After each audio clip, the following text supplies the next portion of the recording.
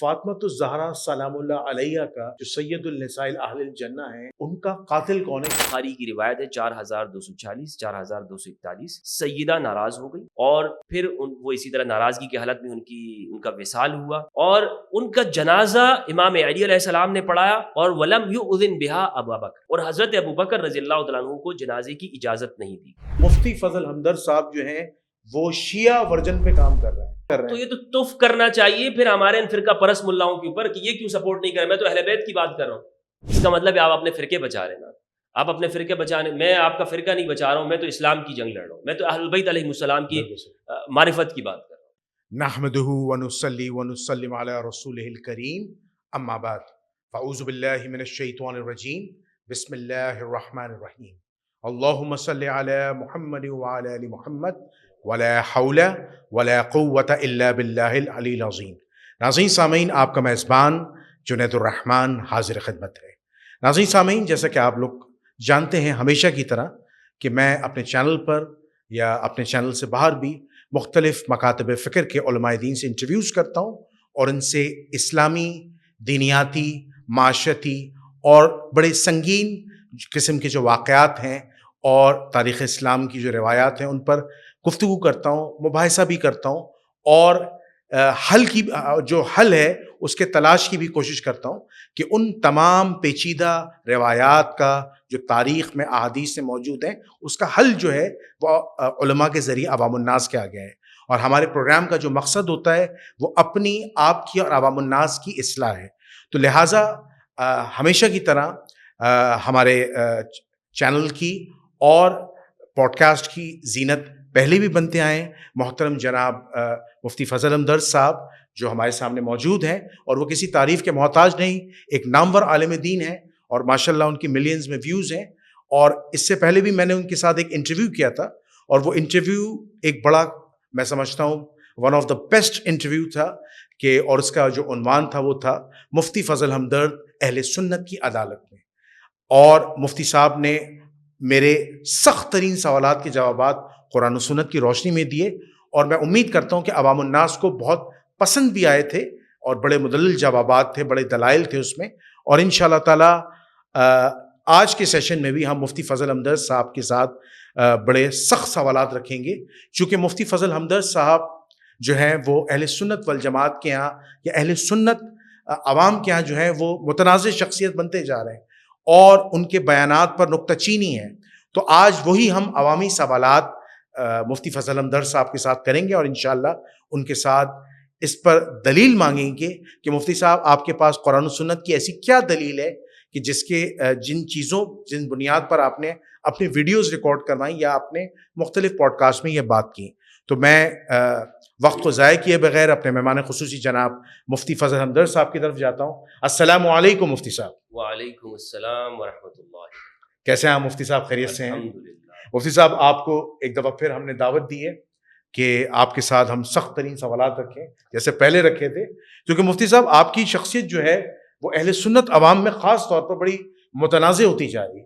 وہ متنازع اس لیے ہوتی جا رہی ہے کہ آپ جو بھی بات کرتے ہیں اپنے چینل سے، یقیناً آپ ذمہ داری کے ساتھ بات کرتے ہیں اور قرآن و سنت کے دلائل ہوتے ہیں آپ کے پاس، لیکن وہ چیز شاید عوام الناس کو یا علماء کو یا مشائخ کو پسند نہیں آ رہی۔ تو میں سوشل میڈیا پہ یا جو ہماری جنرل پبلک ہے اس کے ریئیکشنز آ رہے ہیں، ٹھیک ہے؟ تو وہ چیزیں میں آپ کے ساتھ آج ڈسکس کروں گا، وہ سارے کرٹیکل کویسچن، موسٹ کرٹیکل سوالات میں آپ کے سامنے ڈسکس کروں گا، اور میں انشاءاللہ پوری امید کرتا ہوں کہ آپ قرآن و سنت کی روشنی میں اس کے جوابات دیں گے۔ تو مفتی صاحب، ہم وقت کو ضائع کیے بغیر جو ہے اپنا پہلا سوال کرتے ہیں، اور یہ پہلا سوال جو ہے وہ ایٹم بم ہے۔ اللہ اکبر، یہ ایٹم بم سوال ہے، وہ ہے سیدہ کائنات حضرت فاطمۃ الزہرا سلام اللہ علیہ کی شہادت کے حوالے سے۔ یہ سوشل میڈیا پر ایک بہت کرٹیکل ایشو بن چکا ہے کہ سیدہ کائنات حضرت فاطمۃ الزہرا سلام اللہ علیہ کا قاتل کون؟ اس کا جواب آپ دیجئے قرآن و سنت کی روشنی میں، کیونکہ آپ کی ہم نے ویڈیو دیکھی تھی کہ آپ نے شواہد بتائے تھے کہ اہل سنت والجماعت کی کتاب میں شواہد موجود ہیں کہ سیدہ کی شہادت ہوئی ہے۔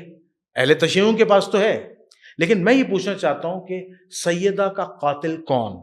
اس حوالے سے ذرا رہنمائی فرمائیں اور عوام الناس کے آگے سچ رکھیے گا. جزاک اللہ. بسم اللہ والصلاة والسلام علی رسول اللہ وآلہ وآلہ.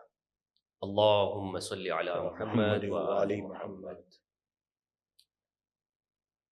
میں آپ کا بہت متشکر و ممنون ہوں جنید الرحمان صاحب کہ آپ میرے ہاں تشریف لائے اور آپ نے یہ زحمت کی کہ آپ ان سوالوں کا اس سے جواب لیں کہ جو آپ سوشل میڈیا کے اوپر دیکھتے ہیں کہ جو سوالات میرے حوالے سے کیے جاتے ہیں.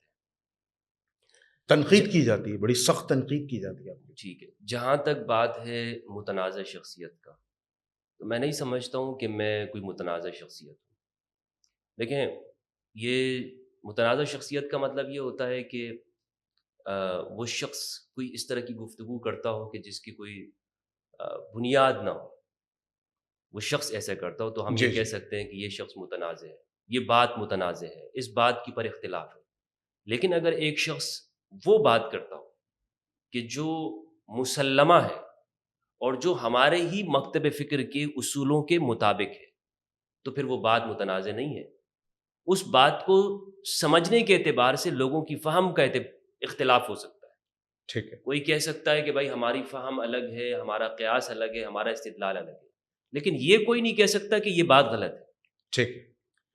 دیکھیں، میں آپ کو مثال دینا چاہتا ہوں بلا کسی تشبیہ کے. جی جی. سیدنا مسیح علیہ السلام کو ان کی قوم نے الہ مان لیا، ان کے معجزات کو دیکھ کر، ان کی خرق عادات چیزوں کو دیکھ کر. قرآن مجید نے اس کا ذکر کیا ہے کہ یہ ان کی قوم نے اس طرح سے رویہ رکھا حضرت عیسیٰ علیہ السلام کے ساتھ. تو کیا اب ہم کہہ سکتے ہیں کہ سیدنا مسیح کی تعلیمات میں اس طرح کی شرکیات ہیں؟ نعوذ باللہ. نہیں، ہرگز نہیں. وہ توحید سے پر تعلیمات ہیں. جی جی، وہ تو اللہ کی طرف بلانے والے تھے. اللہ کی طرف بلانے والے. جی جی. اور بروز قیامت یہ پوچھا بھی جائے گا، جی جی، کہ عیسیٰ کیا آپ نے کہا تھا؟ عیسیٰ علیہ السلام کہیں گے کہ نہیں، میں نے تو نہیں کہا تھا، میرے بعد ان لوگوں نے اس طرح سے یہ کیا ہے. اسی طرح آپ یہ دیکھیں کہ جو اہل البیت علیہم السلام کی تعلیمات ہیں، اہل البیت کی جو تعلیمات ہیں، کیا اس سے کوئی انکار کر سکتا ہے کہ رسول اللہ صلی اللہ علیہ وآلہ وسلم نے ان کو قرآن کے برابر قرار دیا ہے؟ الثقلین، قرآن کے برابر.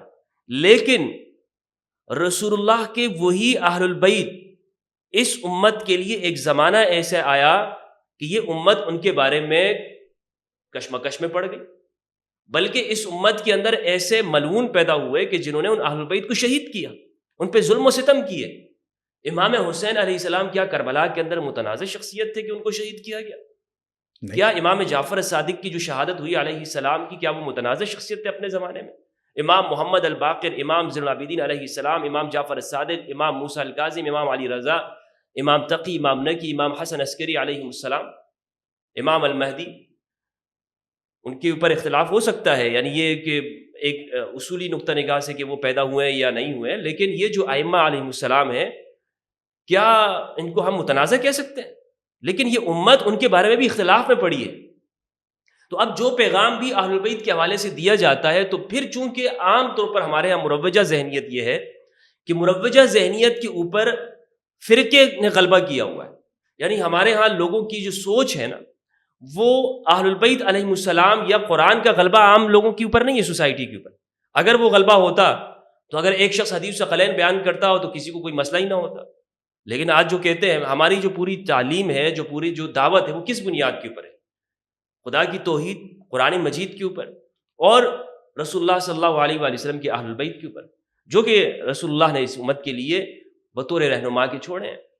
تو یہ جو متنازع شخصیت کا لفظ آپ نے استعمال کیا، میں اس سے پہلے جنید الرحمان بھائی اس سے اختلاف کرنا چاہوں گا کہ لوگوں نے، آپ یوں کہہ سکتے ہیں کہ لوگ اس طرح سے سمجھتے ہیں. جی جی، لوگ اور میں آپ کو ایک بات اور کہنا چاہتا ہوں کہ یہ خود اہل سنت ایک دوسرے کے لیے متنازع ہیں.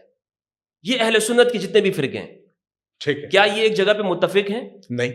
مطلب اہل سنت کا جو یہ لفظ ہے، ٹائٹل ہے، اس پہ پہلے بھی ہم گفتگو کر چکے ہیں. جی جی جی، اس اہل سنت کے کتنے فرقے بنے ہوئے ہیں؟ دیوبندی ہیں، ہزاروں فرقے بنے ہوئے ہیں، اس کو شمار میں نہیں آتے. معتزلہ سے آپ شروع کرتے ہیں، خوارج سے آپ شروع کرتے ہیں، یہ جتنے بھی آگے. پھر موجودہ زمانے کے آپ دیوبندی بریلوی کو آپ دیکھ لیں، اہل حدیث و سلفیہ کو دیکھ لیں، صوفی اور سنی کی تقسیم موجود ہے، صوفی اور سلفی کی تقسیم موجود ہے. اس میں یہ ایک دوسرے کے لیے متنازع شخصیتیں ہیں. مثلا دیوبندیوں کے جو اکابرین ہیں وہ بریلویوں کے لیے متنازع ہیں، بریلویوں کے جو اکابرین ہیں وہ ان کے لیے متنازع شخصیت ہے، وہ ان کے اوپر اتفاق نہیں کر سکتے. ان کا ایک دوسرے کے مسائل کے اوپر اتفاق تو موجود نہیں ہے نا، یہ اتفاق موجود ہے؟ نہیں، اتفاق نہیں. اگر اتفاق ہے تو آپ مجھے بتائیے کوئی ایک جگہ بتا دیں جس میں مولانا فضل الرحمان صاحب حافظ اللہ کے پیچھے مولانا الیاس قادری صاحب حافظ اللہ وہ نماز پڑھ رہے ہو. ہم نے تو نہیں دیکھا. یا وہ یہ جرت کر کے دکھا دیں کہ اپنے مرکز کے اندر مولانا صاحب کو بلا لیں اور کہیں کہ جناب آپ بھی سنی ہے، دیوبند مکتب فکر سے آپ کا تعلق ہے، کوئی بات نہیں، آپ متنازع شخصیت نہیں، ہم آپ کے پیچھے نماز پڑھتے، چلے کوئی مسئلہ نہیں. یا کیا یہ کرنے کو تیار ہے؟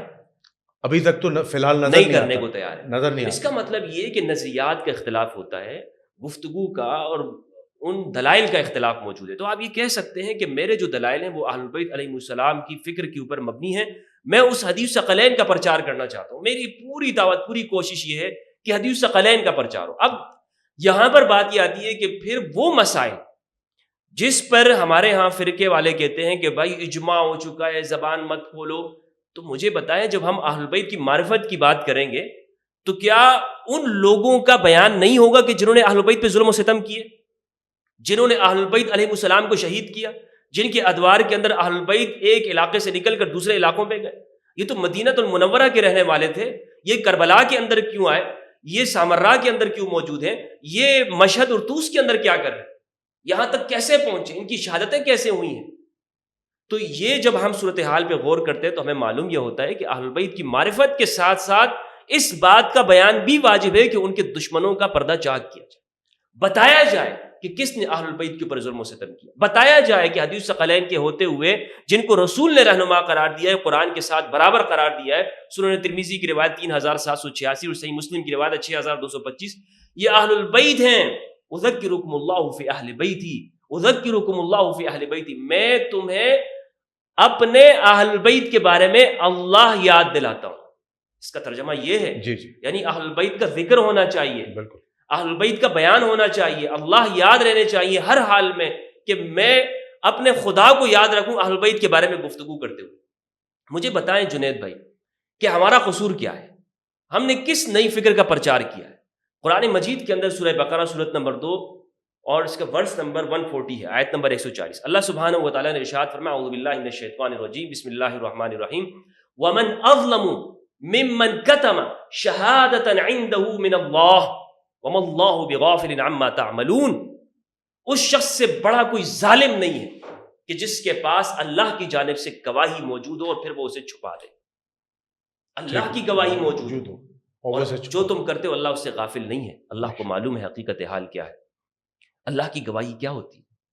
اس پوری سورت کو پڑھیں تو سورت البقرہ بنی اسرائیل کی جو قوم ہے ان کی پوری تاریخ بیان کرتی ہے. جی یہود کی تاریخ ہے، انبیاء بنی اسرائیل کی اور ان کی اقوام کی، کہ ان کی اقوام کے اندر کیا خرابیاں پیدا ہو گئی، ان کے سیاسی مذہبی قائدین کے اندر کون سی ایسی خرابیاں تھی کہ جن پر اللہ سبحانہ و تعالیٰ نے فرمایا کہ یہ غضب اللہ ہے، اللہ ان پر غضب، اللہ کا غضب ہو گیا، مغضوب علیہ ہو گئے اور نصارہ ضالین ہو گئے، گمراہ ہو گئے. کیا وجہ؟ اسی آیت کے اندر اللہ سبحانہ و تعالیٰ نے فرمایا کہ یہ اللہ کی گواہی کو چھپانے والے ہیں، ان کے پاس اللہ کی گواہی موجود ہے.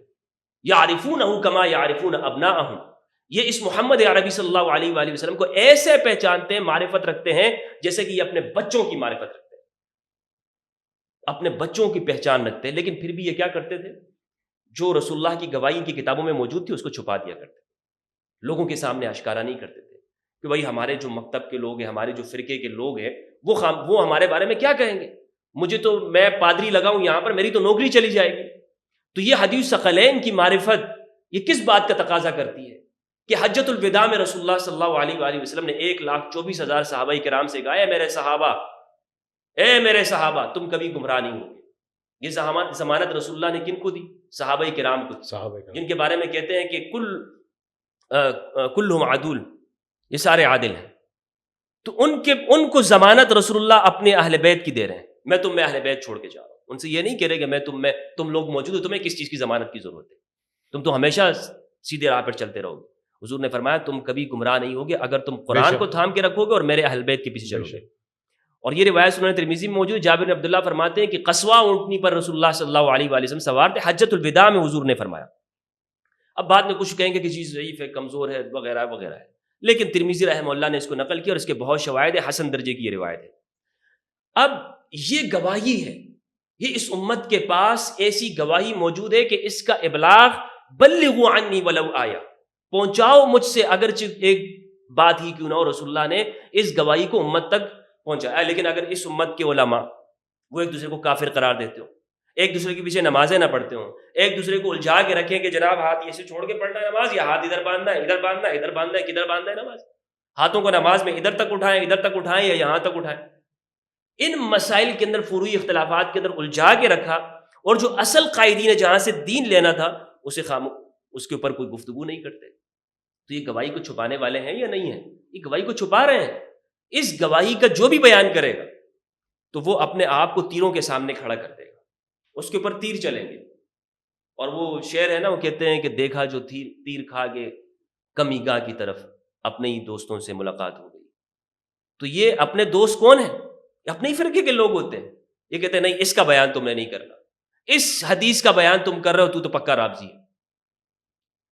تو بات دراصل یہ ہے جنید بھائی کہ متنازع شخصیت کے حوالے سے میں نے آپ کو بیان کر دیا کہ میرے کوئی اس طرح ہمارے. اچھا، آپ کے اوپر ایک الزام ہے. اچھا، الزام کیا لگاتے ہیں کہ مفتی فضل ہمدرد صاحب، بالکل میں آپ سے کلی ڈیلی بات کر رہا ہوں، کلی بات، کہ مفتی فضل ہمدرد صاحب جو ہیں وہ شیعہ ورژن پہ کام کر رہے ہیں.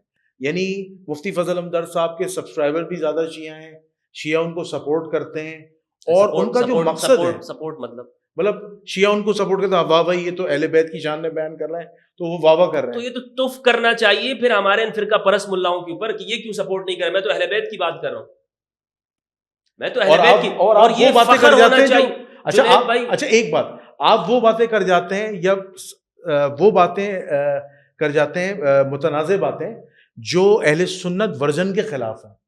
آپ اس کے اوپر آئیں گے، اس کے اوپر بات کریں گے. یہ سوال کو آپ لکھ لیجئے گا. جی. دیکھیں، جہاں تک بات ہے اہل التشیع کی، میری باتوں کو پروموٹ کرنا، میں ان کا شکریہ ادا کرتا ہوں.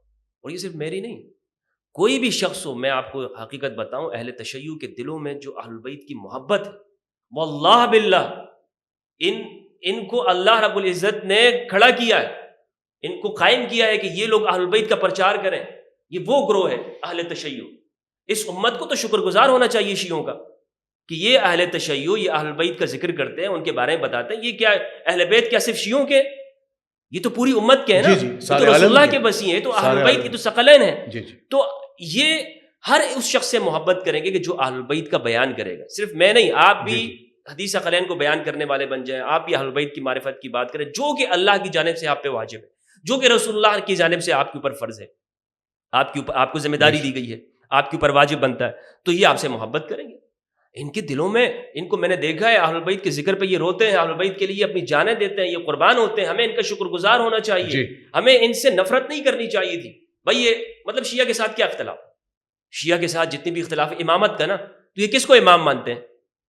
نہیں، اختلاف تو بہت ساری چیزیں، بہت سارے اختلافات ہیں، لیکن بنیادی اختلاف یہی ہے جس کے اوپر ہمارے ائمہ نے لکھا ہے، شہرستانی وغیرہ نے، کہ تلوار اس کے اوپر چلی ہے. تو یہ امام کس کو مانتے ہیں؟ یہ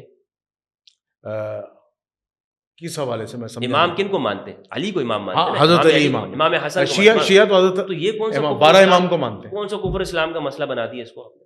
تو آپ اس کے اوپر تو گفتگو ہونی چاہیے. ٹھیک ہے، آپ کے دلائل اسلام کا نہیں، لیکن اچھی، یعنی ان کی سوچ بہتر ہے نا. اصل میں اہل سنت کا جو بنیادی جو اختلاف ہے سب سے بڑا، جس کی وجہ سے وہ آپ کو بھی متنازع کہتے ہیں، چونکہ اہل تشیع جو ہیں ان میں جو تعداد ہے روافض کی، یعنی صحابہ کے گستاخوں کی بہت زیادہ ہے. تو اسی وجہ سے جب مفتی فضل ہمدرد صاحب قرآن و اہل بیت کی بات کرتے ہیں، یا وہ باتیں، وہ تاریخ کی متنازع باتیں جو شیعوں کے فیور میں جاری ہوتی ہیں اور اہل سنت کے خلاف جاری ہوتی ہیں، تو اس پہ وہ کہتے ہیں کہ نہیں، یہ تو بھائی شیعہ ورژن پہ کام کر رہا ہے، یا اس کی سوچ میں رافضیت ہے. آپ پہ نیم رافضی کا بھی الزام ہے. اچھا، یہ چھپا ہوا رافضی کھل کے سامنے نہیں آتا، یہ عوام کے اوپر. میں بالکل اوپن ہوں، میں نے کوئی چیز چھپا کے نہیں رکھی. کیونکہ آپ نے ایک دفعہ کہا تھا ٹھیک ہے اگر مجھے رافضی کہنا ہے تو ہوں میں رافضی. تو صحیح بات ہے نا. اگر آپ کہتے ہیں کہ بھائی یہ بات رافضیت ہے، حدیث ثقلین کا بیان کرنا رافضیت ہے، امام علی علیہ السلام کی ولایت کا اقرار رافضیت ہے، من کنت مولا فہذا علی مولا کا اقرار کرنا رافضیت ہے، انت منی بمنزلۃ ہارون من موسیٰ الا ان لا نبوۃ بعدی کا اعتراف کرنا ہے، یہ رافضیت ہے. اور یعنی یہ کہنا کہ صفین میں ہوتا تو میں علی کے ساتھ ہوتا، یہ رافضیت ہے، تو ٹھیک ہے رافضیت. اور اس معنوں میں تو اہل سنت کو قبول کرنا چاہیے.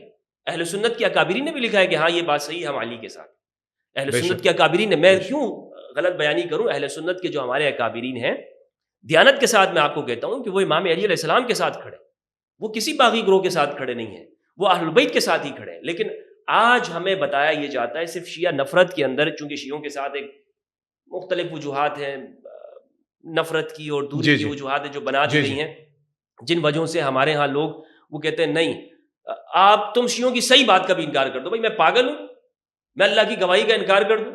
یعنی شیعہ کی اگر صحیح بات بھی ہو میں اس کو نہ مانوں صرف اس لیے کہ وہ آپ کے فرقے کا نہیں ہے، میرے فرقے کا نہیں ہے، تو اس کا مطلب تو یہ ہے نا جنید بھائی کہ ہم اللہ کی گواہی کو چھپانے والے ہوں گے. کونوا قوامین بالقسط شہداء للہ، انصاف کے لیے کھڑے ہو جاؤ، اللہ کے لیے گواہی دو. کیا مطلب ہے اس بات کا؟ کہ اگر وہ بات میرے اپنے فرقے کے خلاف بھی جاتی ہے، اگر وہ بات میرے اپنے مسلک کے خلاف بھی جاتی ہے، میرے اپنے والدین کے خلاف ہی کیوں نہیں جاتی ہے، وہ کسی اور فرقے کے، میں پھر بھی وہ حق میں بات کرتا ہوں. اگر وہ سنی کی بات درست ہے تو میں وہ بات کروں گا، دلائل کے اوپر میں دیکھوں گا. تو یہ جو الزام در الزام کی بات ہے، یہ محض صرف شیعوں سے نفرت کی وجہ سے. مثال کے طور پر میں اہل تشیع کے پاس بیٹھ گیا، ان کے علماء کے پاس بیٹھا، ان کے مسائل کو جاننے کی کوشش کی تاکہ ہم امت مسلمہ کے اختلافات کو کم کر سکے اور ان چیزوں کو جان سکے کہ جو ہمارے اندر دوری کی وجوہات ہیں. اب یہ کہتے ہیں کہ نہیں ہم ہمدرد کے ساتھ نہیں بیٹھیں گے. کیوں نہیں بیٹھیں گے؟ اس لیے نہیں بیٹھیں گے کہ یہ تو شیعوں کے پاس جا کے بیٹھ چکا ہے. تو یہ کوئی معیار ہوا؟ یہ الزام ہے آپ کے اوپر. یہ الزام نہیں، وہ دیکھتے ہیں نا کہ میں کیا، تو کیا یہ معیار بنتا ہے کہ آپ کسی کے ساتھ نہ بیٹھیں؟ آپ تو پیس اور ہارمونی پہ کام کر رہے ہیں. پیس اور ہارمونی کو ایک سائڈ پہ رکھ دیں. اگر کوئی شخص کسی شیعہ کے ساتھ بیٹھ جاتا ہے، ان کی مجلس میں چلا جاتا ہے، تو کیا اس کے ساتھ بندہ بیٹھنا چھوڑ دے؟ نہیں، ایسا ہونا تو نہیں چاہیے، بالکل نہیں ہونا چاہیے. نہیں ہونا چاہیے نا. لیکن چونکہ ان کی کابر نے فتوے دیے ہوئے ہیں، ان کے جو بڑے بزرگ ہیں وہ شیعہ کو مرتد سمجھتے ہیں اور تکفیر کرتے ہیں شیعہ کی، تو یہ اپنے فرقے کو بچانے کے لیے وہ کہتے ہیں کہ نہیں ہمارا تو فرقہ، پھر وہ اصول ختم ہو جائیں گے ہمارے. تو پھر اہل سنت بھی تو کہتے ہیں نا کہ شیعہ جو ہے وہ صحابہ کی تکفیر کرتے ہیں، وہ بھی تو ریبٹل میں یہ بات کہتے ہیں، تبھی ہم جو ہے ان کی تکفیر کرتے ہیں. دیکھیں شیعہ تکفیر کرنا محض اس بنیاد کے اوپر کہ آپ کے پاس دلائل ہوں. مثال کے طور پر ایک سنی کہتا ہے کہ جناب ہم شیعہ کو ان وجوہات سے ہم کہتے ہیں کہ یہ کافر ہے، یہ دلائل ہے، ٹھیک ہے، ہمارے نزدیک یہ ہیں، تو اس پر بات کی جا سکتی، اس پر بات ہونی چاہیے. میں یہ نہیں کہتا ہوں کہ آپ بالکل یہ نہیں کہہ سکتے کہ فلاں بندہ ہر حال میں آپ کہیں کہ نہیں آپ کے اوپر لازم ہے کہ فلاں مسلمان ہے، اگرچہ وہ کفریات ہی کیوں نہ کرتا ہو. یہ ضروری نہیں ہے. آپ کہہ سکتے ہیں کہ بھائی یہ بات توہین میں آتی ہے، یہ بات اسلام سے خارج کرنے والی ہے، یہ بات یہ، لیکن یہ چیزیں کہاں پر ہوں گی؟ یہ بات اس جگہ پر ہوگی جب آپ ایک دوسرے کے ساتھ بیٹھ کر اس کو ڈسکس کریں. آپ میرے پاس آئے، آپ نے مجھے کہا کہ ہمدرد بھائی فلاں شخص، فلاں آدمی وہ یہ کام کرتا ہے، اس کا نظریہ یہ ہے وغیرہ ہے، فلاں کے اندر یہ چیزیں پائی جاتی ہیں. میں ایک جانب سے ہو کر فیصلہ دے دوں، کیا یہ انصاف کے اوپر مبنی ہوگا؟ نہیں. اور میں اس کو بلاؤں بھی نہیں. بھائی قاضی کا فیصلہ کیا ہوتا ہے؟ قاضی کا فیصلہ یہ کہ دونوں طرف بات ہوتی ہے. میں اس کے دلائل کو پڑھوں گا تو صحیح. جی بالکل. آج تک ہمیں یہ بتاتے رہے کہ شیعوں کے 40 پارے ہیں. میں پاکستان سے ایران سے عراق گیا، وہاں پہ میں نے دیکھا یہی قرآن وہ پڑھتے ہیں کہ جو ہماری مساجد کے اندر ہوتا ہے، جو سعودی عرب ریاض سے چھپ کے آتا ہے. تو میں اپنی آنکھوں کے اوپر یقین کروں گا یا میں مولوی صاحب کے بتائے ہوئے نفرت کی باتوں کے اوپر؟ تو اب چونکہ میں وہ دیکھ لیا، میں نے وہ بات، تو میں نے کہا کہ نہیں، یہ ہمارے فرقہ پرست مولوی نے جو بات کی یہ بات صحیح نہیں ہے، یہ میرے پاس اللہ کی گواہی ہے. ٹھیک ہے، یعنی اس بات کی گواہی میں نے آگے ڈیلیور کرنی ہے، میں نے لوگوں تک پہنچانی ہے. یہ کہتے ہیں نہیں تم یہ بھی نہیں بیان کرو، تم صرف وہی بیان کرو جو ہمارا کابر نے لکھا ہے کہ ان کے 40 پارے. میں کیوں مانوں بھائی آپ کی اس بات کو؟ تو پھر تو یہ اس کا مطلب ہے آپ اپنے فرقے بچا رہے نا، آپ اپنے فرقے بچانے. میں آپ کا فرقہ نہیں بچا رہا ہوں، میں تو اسلام کی جنگ لڑ رہا ہوں، میں تو اہل البیت علیہ السلام کی معرفت کی بات کر رہا ہوں. تو اس لیے ان کا نقطہ نظر میرے حوالے سے یہی بنے گا. جی مفتی صاحب، ہم اپنے اسی سوال کی طرف آتے ہیں کہ آپ کو پتہ ہے یہ ایک بڑا سنگین معاملہ ہے، سیدہ کائنات فاطمہ الزہرا سلام اللہ علیہا کی شہادت کا جو معاملہ ہے.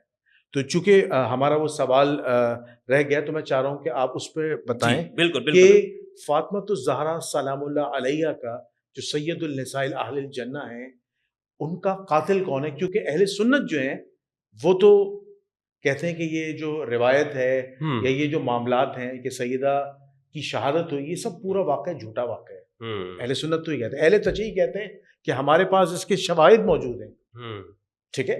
تو میں آپ سے ہی جاننا چاہتا ہوں، کیونکہ آپ نے بھی سیدہ کائنات سلام اللہ علیہا کی شہادت کے حوالے سے اپنی ایک ویڈیو ریکارڈ کرائی ہے، اور آپ نے کہا کہ مصنف ابی شیبہ میں ایک روایت ہے جس میں باقاعدہ طور پر جو ہے ایک اس روایت کے الفاظ ہیں کہ حضرت عمر رضی اللہ تعالیٰ عنہ نے حضرت فاطمہ الزہرا کے گھر پہ آ کر دھمکی لگائی تھی اور کہا تھا کہ اگر آپ نے جناب ابو بکر صدیق کی بیعت نہیں کی، ان کی بیعت کا مسئلہ تھا یہ، تو ہم آپ کے گھر کو آگ لگا دیں گے. حضرت عمر نے کہا آگ لگا دیں گے. اب شواہد کی بنیاد پر کیا آپ اس روایت کو صحیح مانتے ہیں؟ پھر ہمیں آپ عوام الناس کے آگے یہ کلیئر کریں کہ فاطمہ الزہرا سلام اللہ علیہا کا سید النساء اہل الجنہ کا قاتل کون ہے، اور پھر اس واقعے کو وہ ترجیح نہیں دی جاتی جو عالم اسلام میں جو واقع کربلا کو دی جاتی. میں ہی سمجھتا ہوں کہ سیدہ کائنات سلام اللہ علیہا کی اگر شہادت ہوئی ہے، ابھی ہم اس کو اف پہ رکھتے ہیں، اگر شہادت ہوئی ہے تو یہ واقع کربلا سب سے بڑا واقعہ ہے.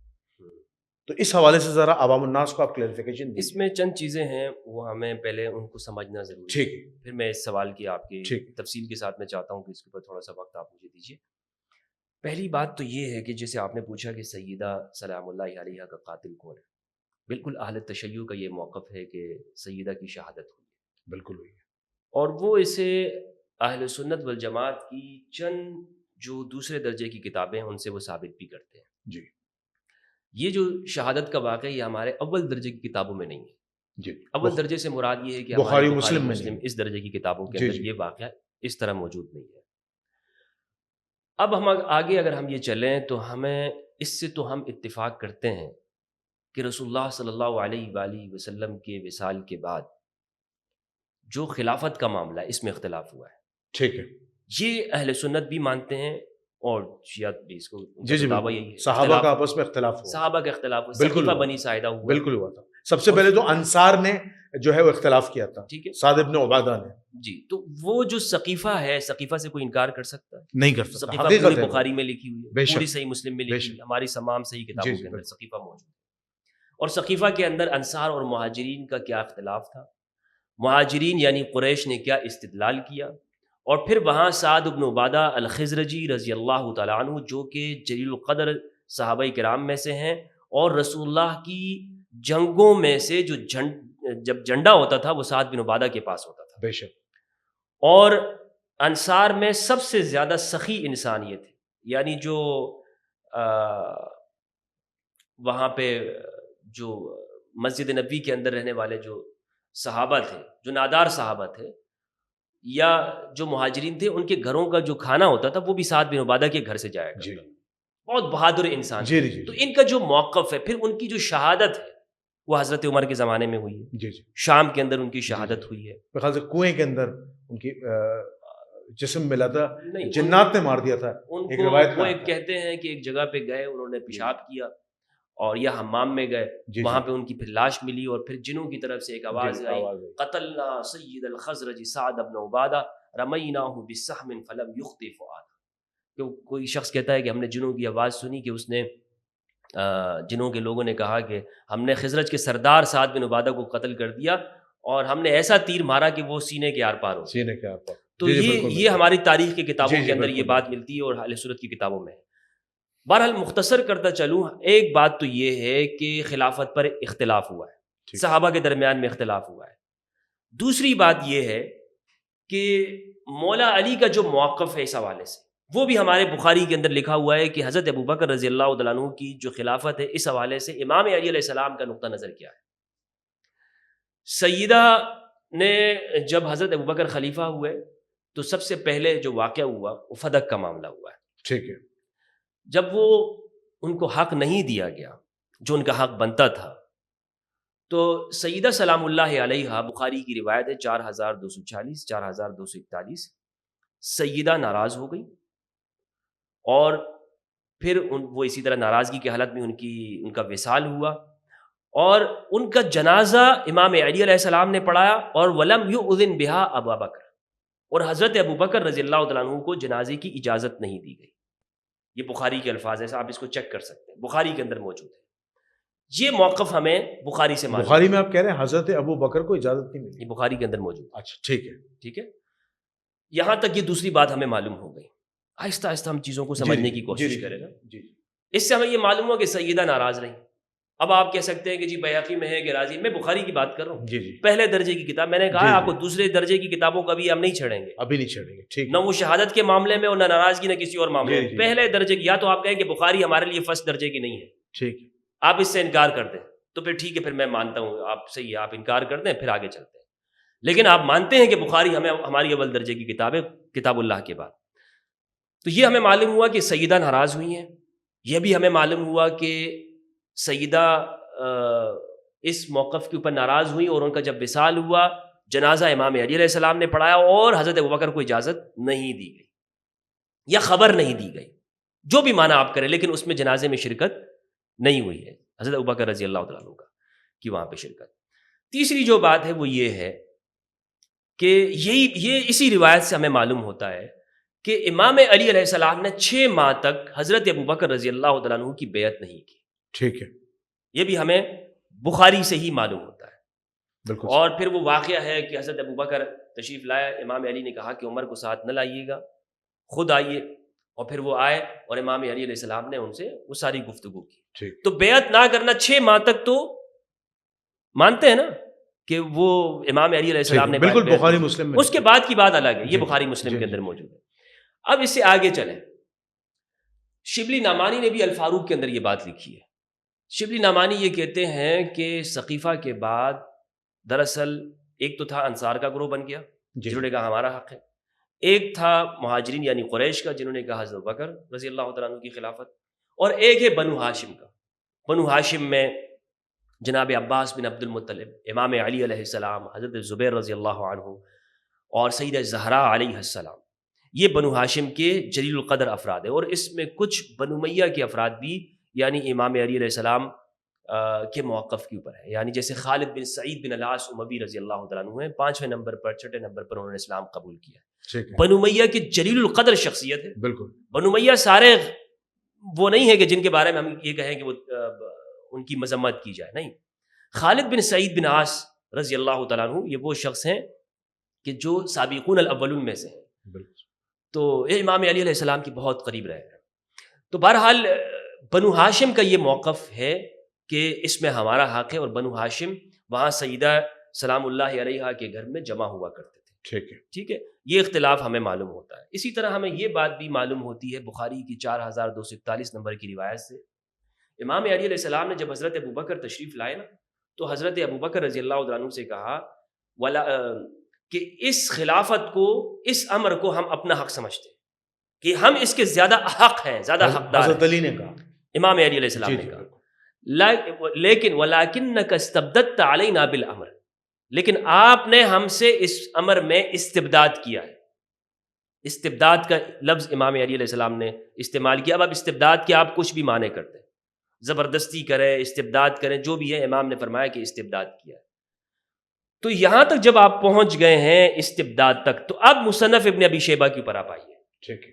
مصنف ابن ابی شیبہ کی جو روایت ہے 28,000 سے اوپر کی روایت ہے غالباً, اور اس پر میں نے جو گفتگو کی ہے, میں نے اس پوری گفتگو کو آپ سنیے گا تو اس میں میں نے یہ عرض کیا ہے کہ اہل سنت والجماعت کی یہ جو روایت ہے نا مصنف ابن ابی شیبہ کی, جی جی, اس کے جتنے بھی راوی ہیں, جی جی, یہ بخاری مسلم کے راوی ہیں, یہ بخاری مسلم کی شرط کے اوپر ہے. ٹھیک ہے. یعنی اس میں کوئی ایک راوی بھی ایسا نہیں ہے کہ جو ضعیف راوی. ٹھیک ہے. یہ سارے راوی بخاری مسلم کے ہیں. ٹھیک ہے. اس میں ان یحرق علیہم البیت, پہلے آپ کو معلوم ہو گیا کہ یہ بنو ہاشم کے جو افراد ہیں یہ سیدہ کے گھر میں جمع ہوا کرتے تھے. ٹھیک ہے. اور شبلی نعمانی لکھتے ہیں کہ حضرت عمر رضی اللہ تعالیٰ عنہ نے وہاں پر گئے, اور شبلی نعمانی نے اس روایت کا انکار نہیں کیا ہے. شبلی نے بھی کہا ہے کہ حضرت عمر کی طبیعت سے یہ بعید نہیں ہے کہ انہوں نے اس طرح کی یہ گفتگو ان سے کی ہو کہ میں اس گھر کو ان لوگوں کے اوپر جلا دوں گا. شبلی نعمانی نے اس کا اعتراف کیا, کہا کہ یہ ہے, لیکن وہ کہتے ہیں کہ چونکہ بنو ہاشم کی سازشیں جاری تھی نا, جی جی, بنو ہاشم خلافت کے معاملے میں سازش, ابھی دیکھیں کتنا بڑا لفظ شبلی نعمانی نے استعمال کر دیا بنو ہاشم کے لیے. اس پر تو کوئی اعتراض نہیں کرتا کہ شبلی نے یہ کیا بات کر دی ہے, یعنی بنو ہاشم میں امام علی علیہ السلام میں عباس بن عبد المطلب ہے. لیکن شبلی کہتے ہیں کہ وہاں پر خلافت کے بارے میں سازشیں ہو رہی تھی. تو بہرحال شبلی نے ساتھ میں یہ بات بھی کی. شبلی یہ ان کی ذاتی رائے لے لیں علامہ شبلی نعمانی. ہاں ذاتی رائے لینا. میں اس کو کوٹ اس لیے کر رہا ہوں کہ یہ بات میری صرف حباب کے اندر نہیں ہے کہ یہ میرے خیالات ایسے ہوں. ویسے ایک بات بتاؤں، اہل سنت کے لیے شبلی نعمانی حجت نہیں ہے. نہیں، اہل سنت والجماعت کے اندر سیرت نگار تھے شبلی نعمانی. کیا پاک و ہند کے اندر ایک بڑا سیرت نگار تھے، کوئی بہت بڑے عالم تھوڑی تھے، سیرت نگار تھے. یہ ہمارے ہاں اتھینٹک سمجھی جاتی ہے سیرت النبی شبلی نعمانی کی. یہ اور ان کی الفاروق جو کتاب ہے، یہ ہمارے دیوبندی ادارہ نشریات، یہ مفتی شفیع جو مفتی تقی عثمانی صاحب کے ادارہ اس کو چھاپتا ہے. یہ کیسے معتبر نہیں ہے آپ کے لیے؟ یہ جتنے نہیں میں یہ کہہ رہا ہوں سیرت نگار تھے، لیکن ان کو محدثین کی طرح ان کو حجت نہیں مانا جائے گا ان کی ہر بات نہیں کر رہا ہوں. میں یہ کہہ رہا ہوں کہ ہمارے اہل سنت میں سے یہ بات لکھی گئی ہے. اور پھر شبلی نعمانی کو تو پیچھے چھوڑے نا، مصنف ابی شیبہ کے اندر تو روایت موجود ہے بخاری کے، عثمان بن ابی شیبہ بخاری کے، ابو بکر بن شیبہ جو بخاری کے استاد ہے یا نہیں ہے، انہوں نے یہ روایت نقل کی. امام مسلم کے استاد، ٹھیک ہے، یہ ایک بڑا نام ہے. جی جی جی. تو المصنف کے اندر یہ روایت جو موجود ہے، اس کے جو الفاظ ہیں وہ حضرت عمر رضی اللہ تعالیٰ عنہ دروازے کے اوپر ہے. انہوں نے کہا کہ یہ لوگ اگر پھر ہوں تو ان یحرق علیہم البیت، ان کے اوپر گھر کو جلا دیا جائے گا. یہاں تک کی جو بات ہے یہ ابن ابی شیبہ کے اندر موجود ہے، اور اسی کا میں نے اعتراف کیا کہ کم از کم اہل سنت کو یہاں تک ماننا چاہیے. باقی جو آگے کا جو واقعہ ہے جو ہمارے ہاں شیعہ حضرات بیان کرتے ہیں اس کو، اور پھر بہت زیادہ اس کو بیان کیا جاتا ہے، یہ میرے نزدیک یہ واقعہ کوئی ثابت نہیں ہے اس طرح سے. اچھا، یعنی آپ یہ کہتے ہیں کہ سیدہ کائنات کی شہادت ثابت نہیں ہے؟ سیدہ کائنات کی جو شہادت کے حوالے سے جو اہل تشیع شیعہ اس کو بیان کرتے ہیں اور بہت بڑا چڑھا کے اس کو بیان کرتے ہیں، وہ ثابت وہ ہمارے پہلے درجے کی کتابوں سے ثابت نہیں. اور میں ان پہلے درجے کی کتابوں کو لیتا ہوں جہاں پہ ہم نے اختلاف کو حل کرنا ہے. بھائی ہم یہ چاہتے ہیں نا کہ شیعہ سنی اختلاف کو سمجھیں. تو اگر میں یہاں سے کہوں نہیں علی الفرید کے اندر ہے، یا انصاب الاشراف کے اندر لکھا ہوا ہے، یا تاریخ خلیفہ ابن خیاط کے اندر ہے، یا ابن قتیبہ دینوری المعارف کے اندر لکھا ہوا ہے، تو بھائی وہ دوسرے درجے کی کتابیں ہیں جہاں سے ہم صرف واقعے کی جو سنگینی ہے یا اس واقعے کی صورتحال ہے اس کا اندازہ تو کر سکتے ہیں کہ کیا واقعہ چل رہا ہے، لیکن اس واقعے کا پروف ہمیں وہاں سے نہیں مل سکتا. ٹھیک. ہاں یہاں پر اگر شیعہ یہ کہتے ہیں کہ بھائی ہم تو اس کو اس لیے مانتے ہیں کہ یہ ہماری کتابوں کے اندر لکھا ہوا حدیث کی کتابوں میں، تو پھر وہ اس کو مانتے رہیں، وہ میرے لیے حجت نہیں ہو سکتی. ٹھیک ہے. یا ایک سنی کے لیے وہ باتیں حجت نہیں ہو سکتی. ٹھیک ہے. اہل سنت کے لیے وہ باتیں وہاں پر حجت ہو سکتی ہیں کہ جو آپ بخاری مسلم سے یا ہمارے جیسے مصنف ابی شیبہ کے اندر ہیں، یا مستدرک الحاکم ہے، یا مسند احمد ہے، یہاں تک اگر کوئی بات آ جاتی ہے نا تو پھر تو ہم اس کے بارے میں سوچ سکتے ہیں، کہہ سکتے ہیں، اس کو بیان کر سکتے ہیں جیسے سنی ہونے کے اعتبار سے. یا تو پھر میں کہوں کہ نہیں میں شہادت کو مانتا ہوں تو پھر میں اپنے آپ کو سنیت سے باہر نکال دوں، میں کہوں نہیں بھائی میں آج سے میں بھی اس معنوں کے اندر شیعہ ہوں جس معنوں کے اندر شیعہ ہے. اچھا، تو مفتی صاحب آپ کیا سمجھتے ہیں کہ سیدہ کائنات کی واقعی میں شہادت ہوئی تھی یا ان کی طبعی موت تھی؟ دیکھیں اہل سنت تو یہی مانتے ہیں کہ طبعی موت تھی. اہل سنت کا جو اتفاق ہے آپ اس بات سے اتفاق کرتے ہیں کہ طبعی موت ہے؟ یہی ہے کہ طبعی موت، طبعی وصال. آپ شہادت کو نہیں مانتے؟ نہیں، شہادت کو میں نہیں مانتا. ٹھیک ہے کہ ان کا قتل ہوا تھا. نہیں، اور جو یہ واقعہ قتل کی جو داستان ہے یہ سلیم بن قیس الہلالی کی یا جہاں تک کتاب ہے وہ شیعہ کے لیے معتبر ہے. میں اس کو غلط نہیں کہہ رہا ہوں. ٹھیک ہے. دیکھیں دونوں باتوں کے اندر فرق ہے. ٹھیک ہے. یہ کہنا کہ نہیں شیعہ من گھڑت چیزیں بیان کر رہے ہیں، شیعہ تو ہے اس طرح صحابہ کے دشمن ہیں، نہیں وہ کیا چیز نہیں. میں یہ کہہ رہا ہوں کہ میرے لیے یہ بات یہاں تک ثابت ہے، اور یہ بات بھی کوئی کم درجے کی نہیں ہے. ٹھیک ہے. کہ سیدہ سلام اللہ علیہا کہ جن کی رضا اللہ کی رضا ہے، رسول کی رضا ہے، اور جن کی ناراضگی اللہ اور اس کے رسول کی ناراضگی ہے، تو یہاں تک بھی ایک بات ثابت ہے نا. ٹھیک ہے. کہ جو یہ بات کہی گئی سیدہ سلام اللہ علیہا کو کہ آپ یہ گھر جلا دیا جائے گا ان کے پاس، وہ جلایا گیا ہو نہ جلایا گیا ہو لیکن بات تو ثابت ہے. بات ختم. نہیں مفتی صاحب میں یہ اب قاتل کون ہے؟ تو قاتل کون ہے؟ نہیں آپ نے تو کہہ دیا نا، یہ بات تو وہ کرے گا نا. یہ واقعہ اہل سنت کے مطابق جعلی ہے، جعلی واقعہ ہے. اہل سنت اس کو نہیں مانتے، اس کا اقرار نہیں کرتے. اہل سنت یہ کہتے ہیں کہ بھائی، اور آپ بھی اس چیز کے قائل ہیں کہ میں اسی کا قائل ہوں کہ سیدہ کائنات کی طبعی موت ہوئی. طبعی موت، ان کی کوئی شہادت نہیں. رسول اللہ صلی اللہ علیہ وآلہ وسلم کے وصال میں اتنا غم میں فراق میں رویا کرتی، صبت علی مصائب لو انہا صبت علی الایام سرنا لیالیا ماذا علی من شم تربت احمدا اللہ یشم مد الزمان غوالیا. وہ ان کے جو کلام ہے، یہ اہل سنت نے اس کو نقل کیا ہے، ان کے اوپر جو وصال جس طرح سے ان کا ہوا، جو رسول اللہ کے وصال بھاری ہوا ان کی زندگی کے اوپر، تو اسی لیے وہ اس عمر کے اندر ان کا وصال ہوا. ہاں یہ بات ایک تھوڑے سوال یہاں پہ پیدا کرتی ہے کہ یعنی کیا ایسی وجوہات ہو گئی کہ ان کی جلدی وصال ہو گیا؟ اس میں مزید تحقیق کرنے کی ضرورت ہے. ٹھیک ہے، بالکل صحیح. تحقیق کرنے کی ضرورت ہے. ممکن ہے کہ کوئی اور بات ثابت ہو جائے. ابھی تک میرے نزدیک یہاں تک بات ثابت ہے. ممکن ہے کہ میرا موقف بدل جائے. موقف بدل جائے. ٹھیک ہے. اچھا مفتی صاحب، یہاں پر ہم جب شہادت کی بات کرتے ہیں تو اہل سنت کے جو، میں آج کل کے علماء کی بات کر رہا ہوں، جو بڑے علماء ہیں آج کل کے، وہ مصنف ابی شیبہ کی روایت کو صحیح نہیں مانتے. وہ کہتے ہیں روایت صحیح اس میں وہ انکار بہت اختلاف ہے. بہت اختلاف ہے، کیونکہ ایک تو یہ بھی اختلاف آتا ہے کہ اس واقعے میں جو زید ابن اسلم ہے وہ تو مدینہ میں موجود نہیں تھے. یہ بھی ایک تحقیق سے ایک چیز بات نکلتی ہے. اگر ہم نہیں، کیا واقعے کا یعنی شاہد ہونا ضروری ہے؟ کیا چیز؟ وہ کس سے نقل کر رہے ہیں؟ وہ حضرت عمر سے نقل کر رہے ہیں. نہیں، حضرت اسلم مولا عمر سے، اپنے والد سے نقل کر رہے ہیں. جی جی، وہ حضرت عمر کے غلام ہیں. نہیں یہ ضروری ہے؟ بہت ساری روایات اس طرح ہیں. ام المومنین عائشہ رضی اللہ تعالیٰ عنہ نے جو معراج کے واقعے کے اوپر گفتگو کی ہے، کیا معراج کے واقعے میں وہ موجود تھی؟ اس زمانے میں وہ موجود تھی؟ نہیں مفتی صاحب، اس میں ٹھیک ہے. بہت سارے یہ ہوتا ہے کہ ایک صحابی وہ اپنے سے پہلے زمانے کے واقعات کو نقل کرتا ہے، وہ منقطع روایت نہیں ہوتی. بھائی صحابی تو آ گئے نا، حضرت عمر. دیکھیں اس میں راوی کون ہے؟ راوی اسلم مولا عمر ہے. ان کو کون بیان کر رہا ہے؟ نہیں، اس میں محدثین کا جو اختلاف ہے نا، محدثین کا کسی کا اختلاف نہیں. وہ اختلاف اس بات سے کہ آیا واقعی میں اسلم جو تھا، جس نے یہ واقع باقاعدہ طور پر دیکھا یا سنا، کیا وہ حضرت عمر سے واقعی میں سنا یا وہ اس وقت مدینہ میں موجود تھا؟ کیونکہ اس کے مختلف طرقوں میں یہ پتہ چلتا ہے کہ اسلم بھی یا زید ابن اسلم جو اپنے والد سے روایت کر رہے ہیں، وہ خود بھی حضرت عمر کے ساتھ گئے تھے دھمکی لگانے میں. اسلم ایک روایت میں تو یہ بھی پڑھا، اس کا بھی مجھے ریفرنس یاد نہیں آ رہا. تو اس میں اختلاف ہے، اس حدیث میں اختلاف ہے. اس روایت کو کسی محدث نے ضعیف نہیں کہا ہے، کسی محدث نے اس کو من گڑت نہیں کہا ہے. کیا بات کر رہے ہیں آپ؟ اگر آپ اس روایت کو کسی ایک محدث اچھا چلیں، کوئی اس کو نہیں کہہ رہا کہ یہ بخاری مسلم کی شرط کے اوپر ہے. یہ روایت جو میں آپ کو بتاتا ہوں،